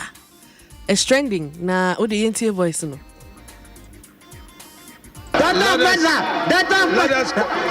Medra, sit down. Doctor of Medra, sit down. That's evidence. Papa Kunipa. Hey. Yes.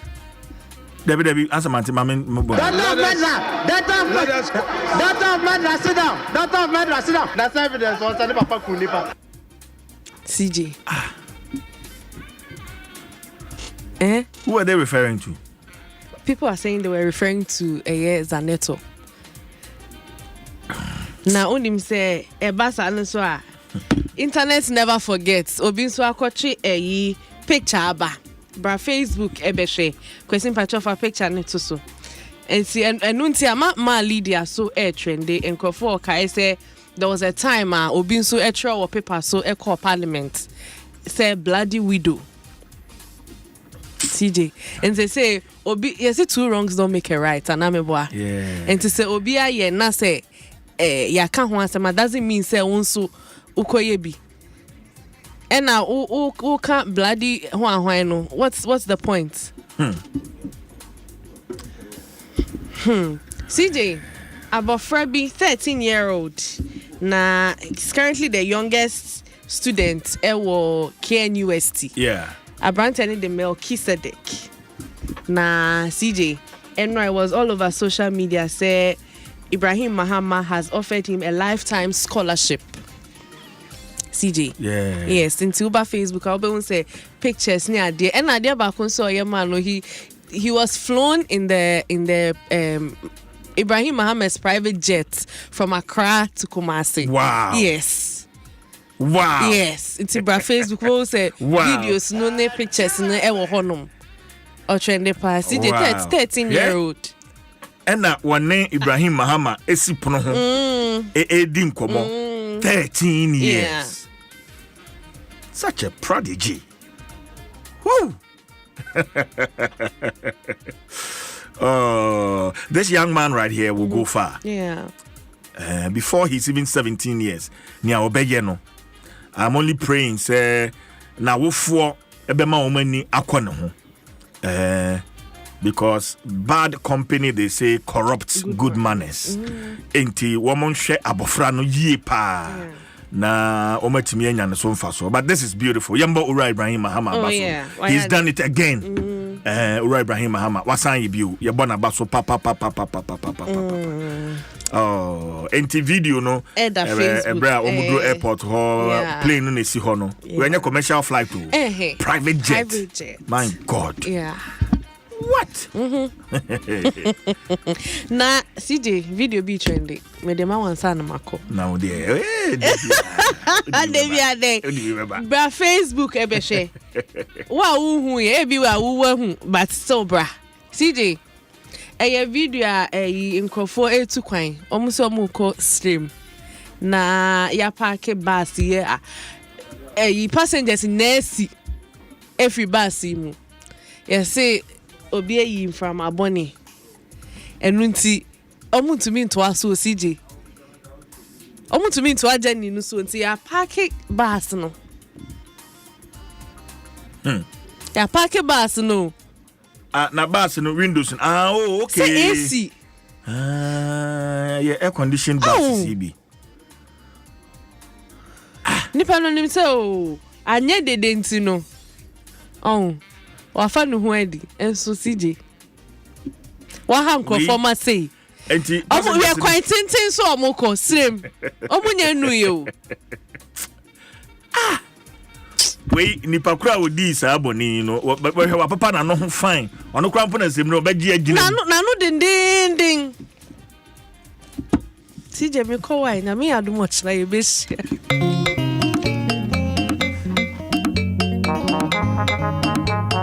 106.3 Adom FM 106.3 106.3 Adom FM Adom FM One tell you what Adom 106.3 Adom FM Adom One tell you what Adom FM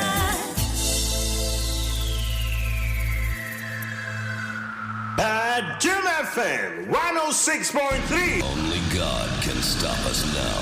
106.3 FM. Adom FM 106.3 Only God can stop us now. 106.3 FM.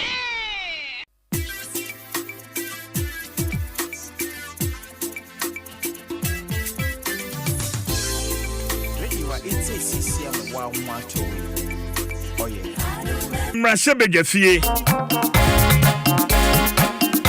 The Right Honorable Speaker, Honorable Alban Sumana Bagbin. Ede akwenya eto homa afenu ni nyina. Set dia ekoso ewo appointment committee. Yenti ekofa entokwa ede ba ya. Speaker enam so suspended Emrashabija 4 and 9. In fact, Sakwenya no ebeda hono. Minority Leader Honorable Alexander Afenyo Makin. In the council original ho. In fact, also original hono. On the atel pakesi pa na dema Speaker and the Parliament and afe Ghana fo nyina. Na wa pass speaker chew say one fanche na ebi nsibio owie and Honorable Mahama Yariga majority leader so original ho one so ekasai and so they a chaupa and also and a speaker Gina ya on lifting suspension on the 4 members of Parliament. And so ad hoc committee Honorable Emmanuel Bejira eda no ya speaker ete no speaker che se wo madwuma ode ahwe o sane de on beye se adwuma no wo mo hwehwem de ekofa sa mentime ho ase no eba appointment committee ho well anapai ye betwetwe sa nkomo no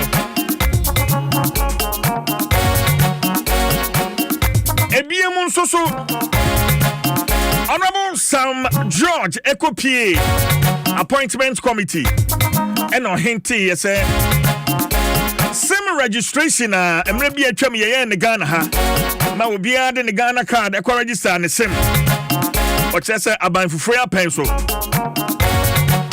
salary registration no yesan be ye biem mbigidi se onenam social media ya wahunu rate eboa ye beje na ubetua now they register our seminar na pay san komo no so sebre wo mu a ye beje san komo no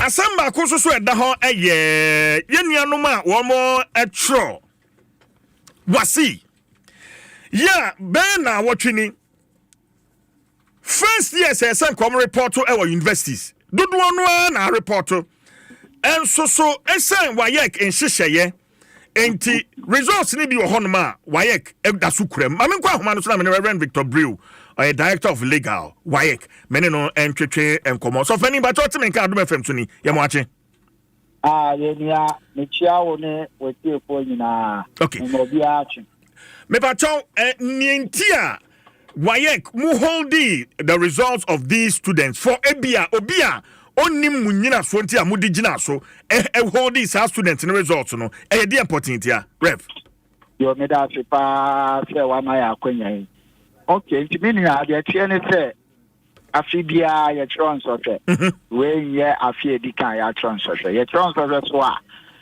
wayek et say teacher biara wa setting question o transfer bi mo ebeke wo monim na omayo monsota omonti na omopon endo ebi monso bet na omopon ahwe obidie enti yewie na se ye tibia na ye makia na wo mo a omo ho son no etimi akomo enim because omo de no se bi omo yiye mu na omo a omo no ye woku edu bi bo omo no na se ye tin omo result me sign akra hanza na yebo mu kwedu no mbeyi ano so mu yi ano na se ta so mu a na enye ye gemu to anta so mu dia na ni hu kwan se nia owie mu no ye ne be fra dia onwie mu no mu nyina be kwekogina school pom na akwa efe omu nyina e wo the same result ta no a na trebly obenya next year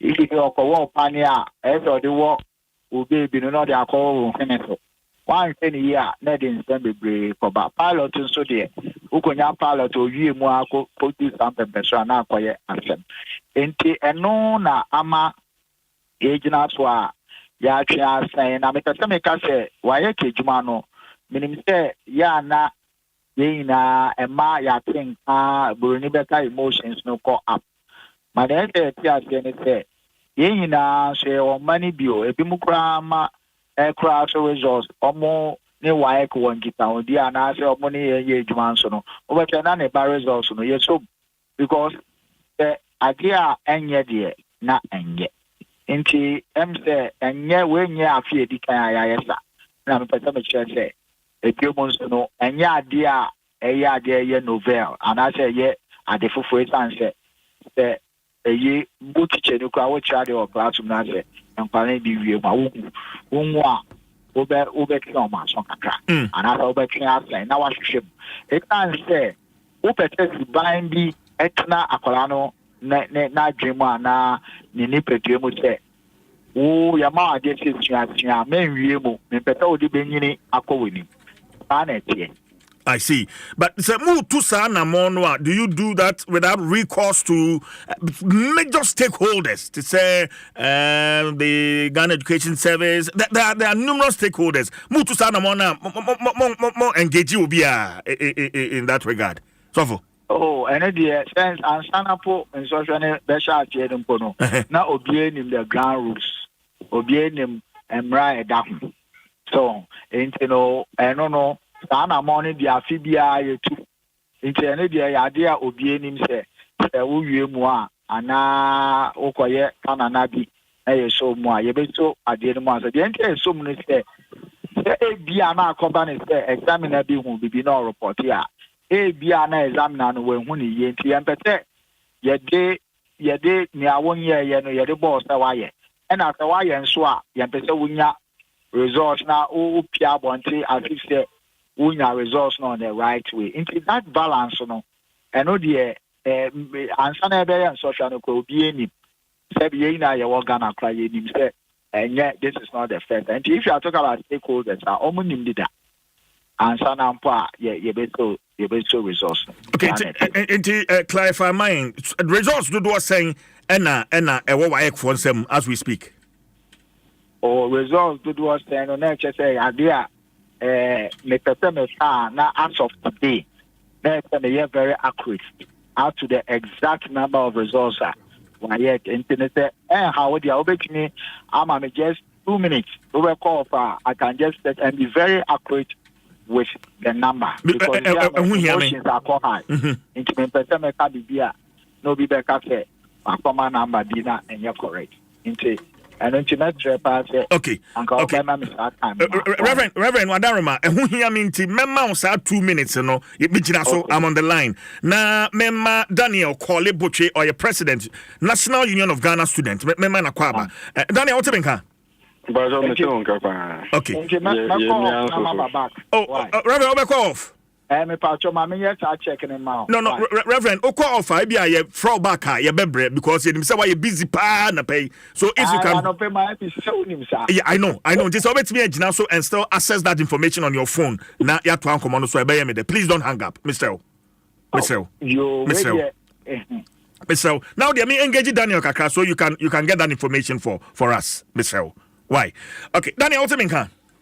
Fantastic. Enra, you called, you organized a press conference, and it has to do with Nkomaya Mene, Director of Legal, what are your issues with results? No, I hold, Daniel.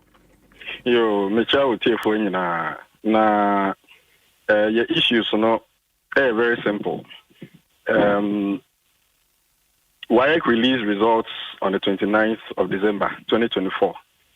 My attention was drawn to issues kakra also by my research team. Until on the 2nd of January, Metro Kata Edekoma WAEC, drawing the attention to what me feel say on behalf of Ghanaian students, problematic. The edi emo akutune bako withheld results. Results of 319 students have been withheld based on their own report. Na no Mitrokata no koye and one other issue of cancellation of entire results for isolated cases. There say be a control English, not so copy and I cancel all your results because in that case with the mobile phone and a call exam near and our view was that say English no control and our committee more practice. You cancel English, you don't cancel all the 7 other papers. You know, Mushia, on the 10th, or more invite to their offices and the meeting. And the meeting was very cordial. You know, Mushia, we didn't have any problems or anything. Head of legal, he was part of the meeting. Head of corporate affairs was there. Head of malpractice was in the meeting. And we retreated our problems about the report of the release. And we made them understand, say, we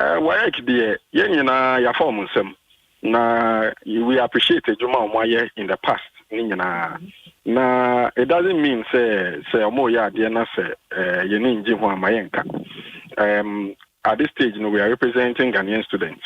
Now results of my release and what we told you all this way, Our only challenge with the withheld results and say, why withhold the results of some and left some to go on with admission? Now, the withholding, it is based on suspicion. So what happens when you release the results and you didn't find anything? In the end, you would have cost me the opportunity to have gotten admission. All the traditional universities and the public universities, or maybe I'm more admission. So even if you release it today, of what use would it be? It would have cost me a whole lot. I have evidence of students whose results were withheld last 2 years, and was only released later on, and they found nothing. They had A's, B+, and the rest, but they couldn't go to the university that year. Some of them had to resort to go to a private university. And so I drew their attention in that meeting, say, they should see to it. And they gave us the assurance, say, the volumes are many, but they are going to work on it within reasonable time. I also gave them my assurance, say, as NUC's president, I'm not really interested in causing disaffection for them or creating problems and making them look unpopular, because we all appreciate the work WAEC has done in the past.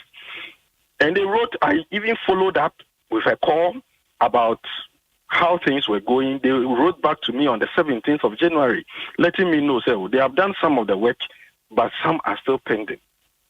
But even still moving forward, we were still getting calls from the students who are members of our union. And they were still asking, when are the results going to be released? So me Students' Rights and Legal Committee to conduct a survey to receive petitions.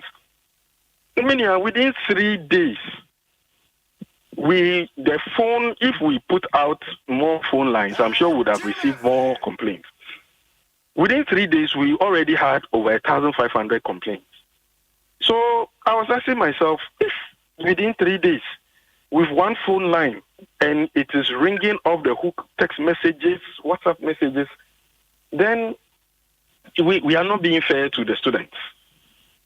And so we decided at our next meeting, say, if WAEC is not going to live to what it has promised, to release the results within reasonable time. We are not saying, say, somewhere you're wrong, pass them. If you say you are conducting a review of the results to be sure, say, suspected collusion has not taken place, do so. If you feel that they have done something wrong and you are cancelling the result, cancel it so that if they are innocent ones, they can also move on with their lives.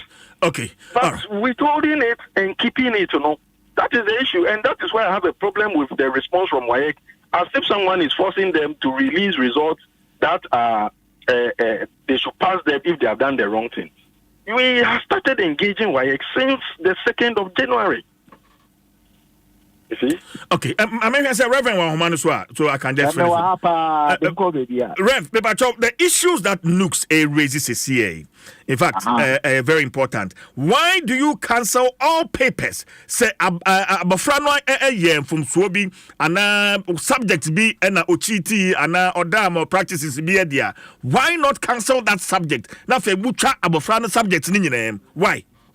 Your first of all, and you're accurate there. In all cases, they cancel all subjects. That is not accurate. And now, Anka Misusi said, Anka Nuxley Aircraft Chairman, Anka said, in this respect, they cancel all subjects. In that respect, they cancel this single subject. Many more.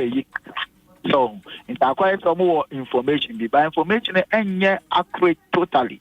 So, in some respects, with the mobile phone by rumor. You cancel all the subjects because that mobile phone, when you are there, so your friends are here and I'm said they are based for video. Now call wow. No, maybe Reverend, maybe tell me about and just say English and a much student and say or the mobile phone about examination hall during the English paper noir. Mucha the subject in and only ruler, I what he say. And only ruler, and a ruler, and you're Ghana and Kwana, West Africa. And it shouldn't be as if the Ghana WAEC office, and there be West Africa. If all of us who have formed the West Africa WAEC, Baba Kasi, okay, going forward, the Ampala, almost the mobile phone, but now more assaulted. Assault is another more assaulted teachers noir. Only subject cancellation. Now say, Fabio, say, what you teacher, Nina, your teacher, Nina, say, Obi, Bibi, Awo, Winnie, Obi, Ako, deflate with ties, no more violence. Now say, and no, Yanya, only subject result. Let's all agree that that's what we want to do. But when we have agreed that this is what we want to at this point, now I can implement here. I feel it is not fair to put WAEC banner on the spot as if these are adults who are wicked and all that. No, this is a West Africa rule.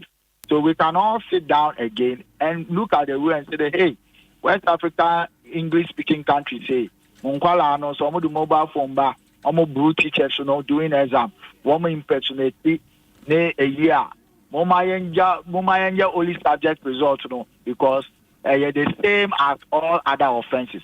Then WAEC will implement it. But if you give us the there will be the second will be impersonate. Now say you holding on a subject result as a deterrent. Because mind you, the legal system met out, should I say, sanctions for reformation, for deterrence, and so on.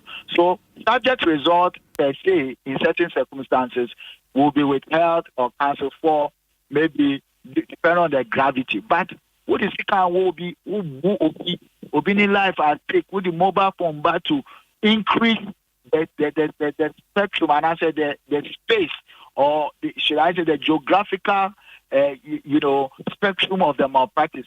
And he said you're showing that to our man yes Debbie I say deal where we do because say more the same thing I said you try where you know it is not a one shoe one shoe fitting size and I say one size fit shoe, whichever we call it. It's not like that. And yet, in all circumstances, okay, but another allegation, and it's a results, no, a bit the mukrem. And a binom so dear, how true is this? Results do do say na woman some say.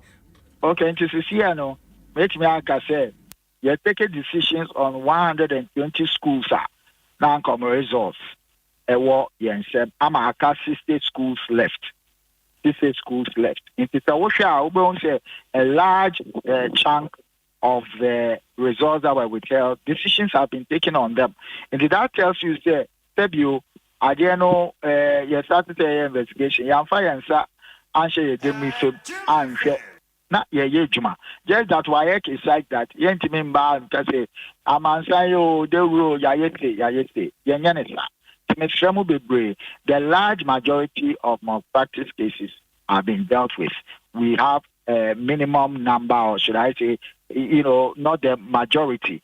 And we are saying that by February 28th, by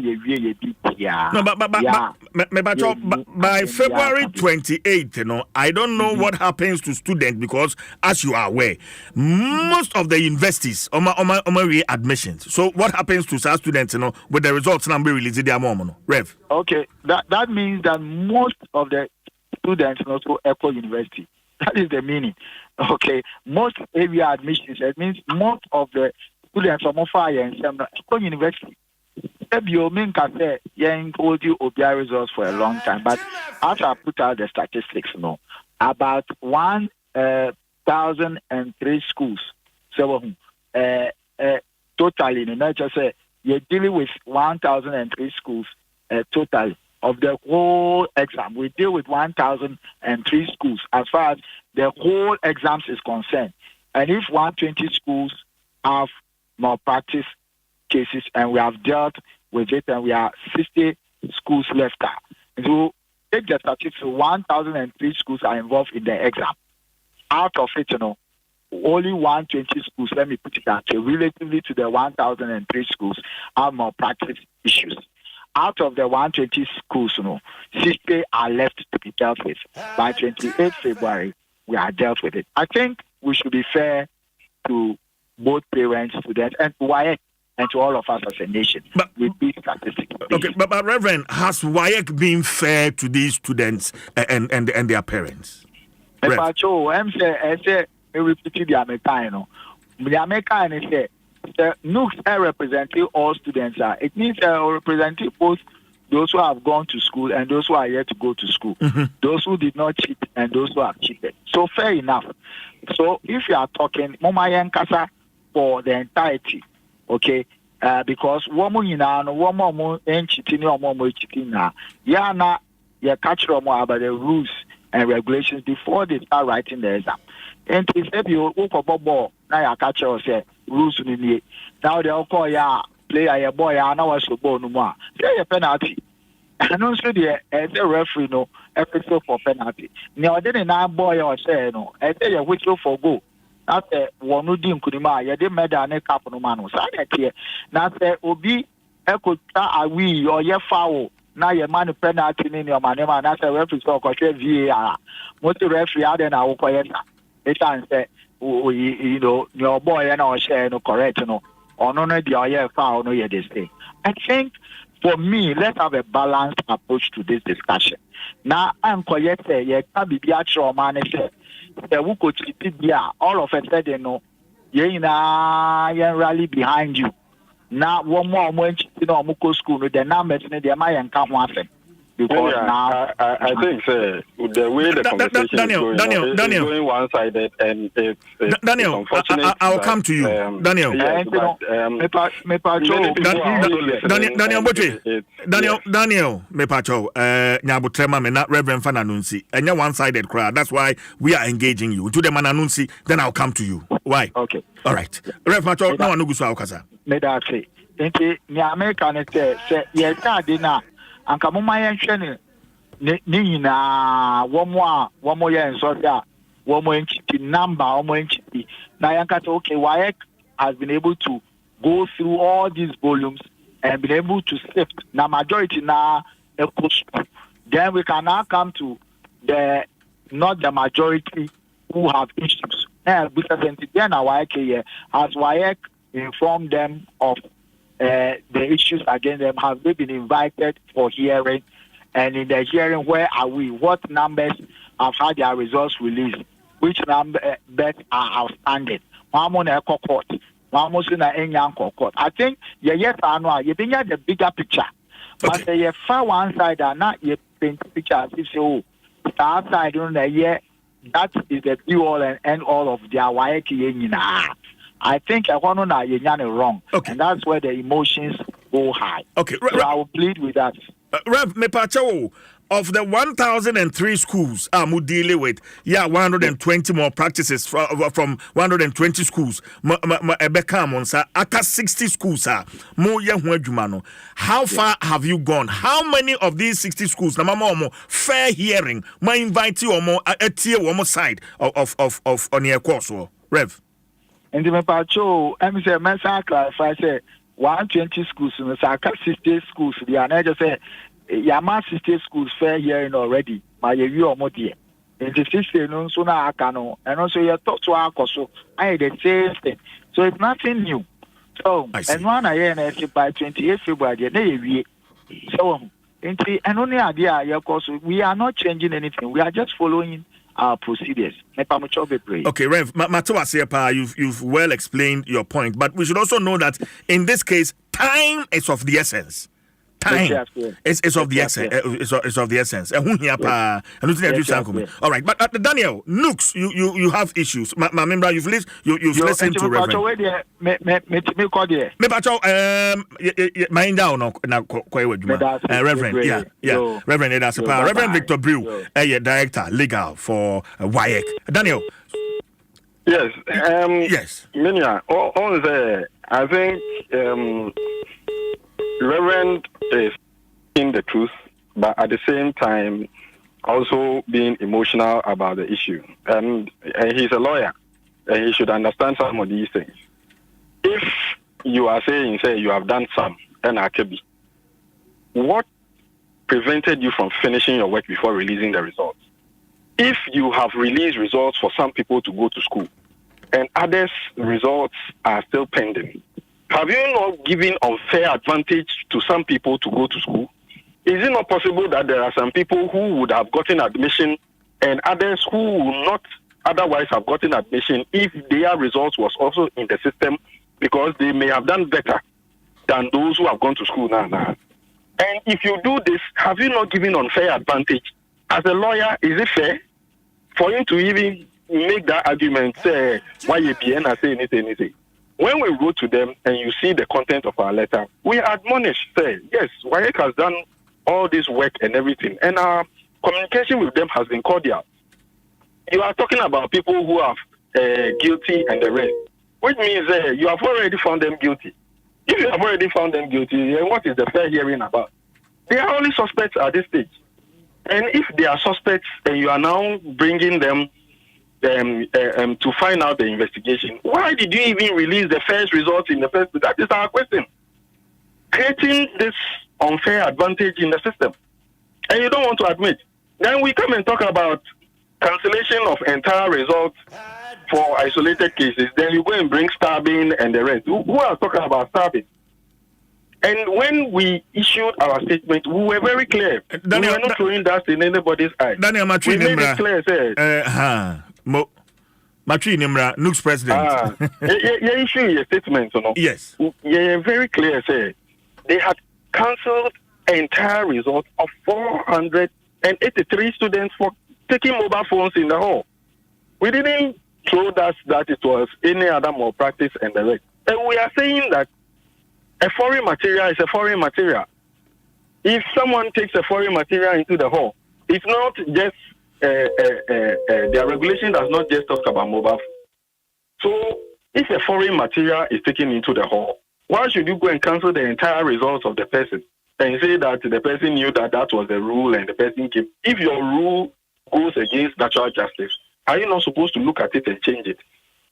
Today, mobile phones are being used all over the place. And I as NUC's president, I will not condone that people should do the wrong thing. But you must make sure that when you are punishing somebody, the offense and the punishment should be commensurate. So if you are doing something and people are drawing your attention, you don't get emotional and throw that into people's eyes and say that if we are saying that people should stab people and it is right, it is right. How can you, a reverend minister, be talking this way? You see? And when you go and people are questioning you for you to answer the reason for what you have done, then you are doing this. Daniel, I don't want to even go there any longer. We, as National Union of tell me, how can a reverend minister be talking this way? Mr. Wa, how did you say, because emotions no yabem. He's also trying to accuse us of condoning. Say we are condoning what they have done, and that we are saying that they should do the wrong thing and this and that and that. So we are not condoning. Please retract and apologize. If the results you have withheld, someone a wrong thing now, cancel it. But the process of withholding, it is beginning to look like a deliberate attempt to punish certain schools. It is beginning to look like that. Because in the end, you are going to release the results. And we have evidence of people who went through this last 2 years. Eventually, you release the results, and there was nothing wrong, which means that they didn't copy. But you have denied them the opportunity to go to school. And this is what the parents are going through. Nobody is saying, so be a copy. So be a copy now or evidence. Why are you still holding on to the results? Why are you still withholding? Are you not supposed to just go flat out and cancel? Report on Modebayan, they had cancelled over 1,000 results flat out. Okay, but if the rest you are withholding, then it means that you have not done your work well. Looks, you are calling for the removal of WAEC, penny in power, Dano Ghana, Zanity. We are saying, sir, if within the next 7 days, I'm going to be a Juma now more now. Yes. Because you are sorry, sorry, press conference, say. I gave the background. We wrote to them. Yeah. We met with them. It's been more than a month. Okay. Say 1 month is ample time to have been able to do all the investigation they needed to do. All right. So we are giving an additional 7 days. They should be able to finish. If we are not able to finish, we are going to commence the protest. And we are going to protest to the Ghana office, their regional offices. And we are going to make sure that their West African offices are aware. We are going to go through our other student unions to also register our protest with the other countries as well in West Africa, and we will register our protest, and in the end we will still go to court on the matter. Okay, all right, Daniel. My fancy na HTBB ya sanso akasa. Why? But I said Daniel Kolibutri, president, NUCS, and na Ujina Humaba, so Reverend Victor Brew, director of legal, WAEC, and also Sujina Ahuma Bako. So Abeja 4 Atenase, Yadin Pense, Mono at the air 12 Bachane, so we a car owner, na ope proper motor insurance, and an immense like a cry. Holland, your favorite insurer, day for you. Nessa we are auto Holland motor policy nibi. Nafe Achedi Bibre, free fuel, free roadside assistance for breakdowns, plus more exclusive gifts. Enti anapaya one Araba entry train komo. The WhatsApp number NE 0242 426 412. Na one Holland Araba entry train and komo. And I was afraid to free number 0800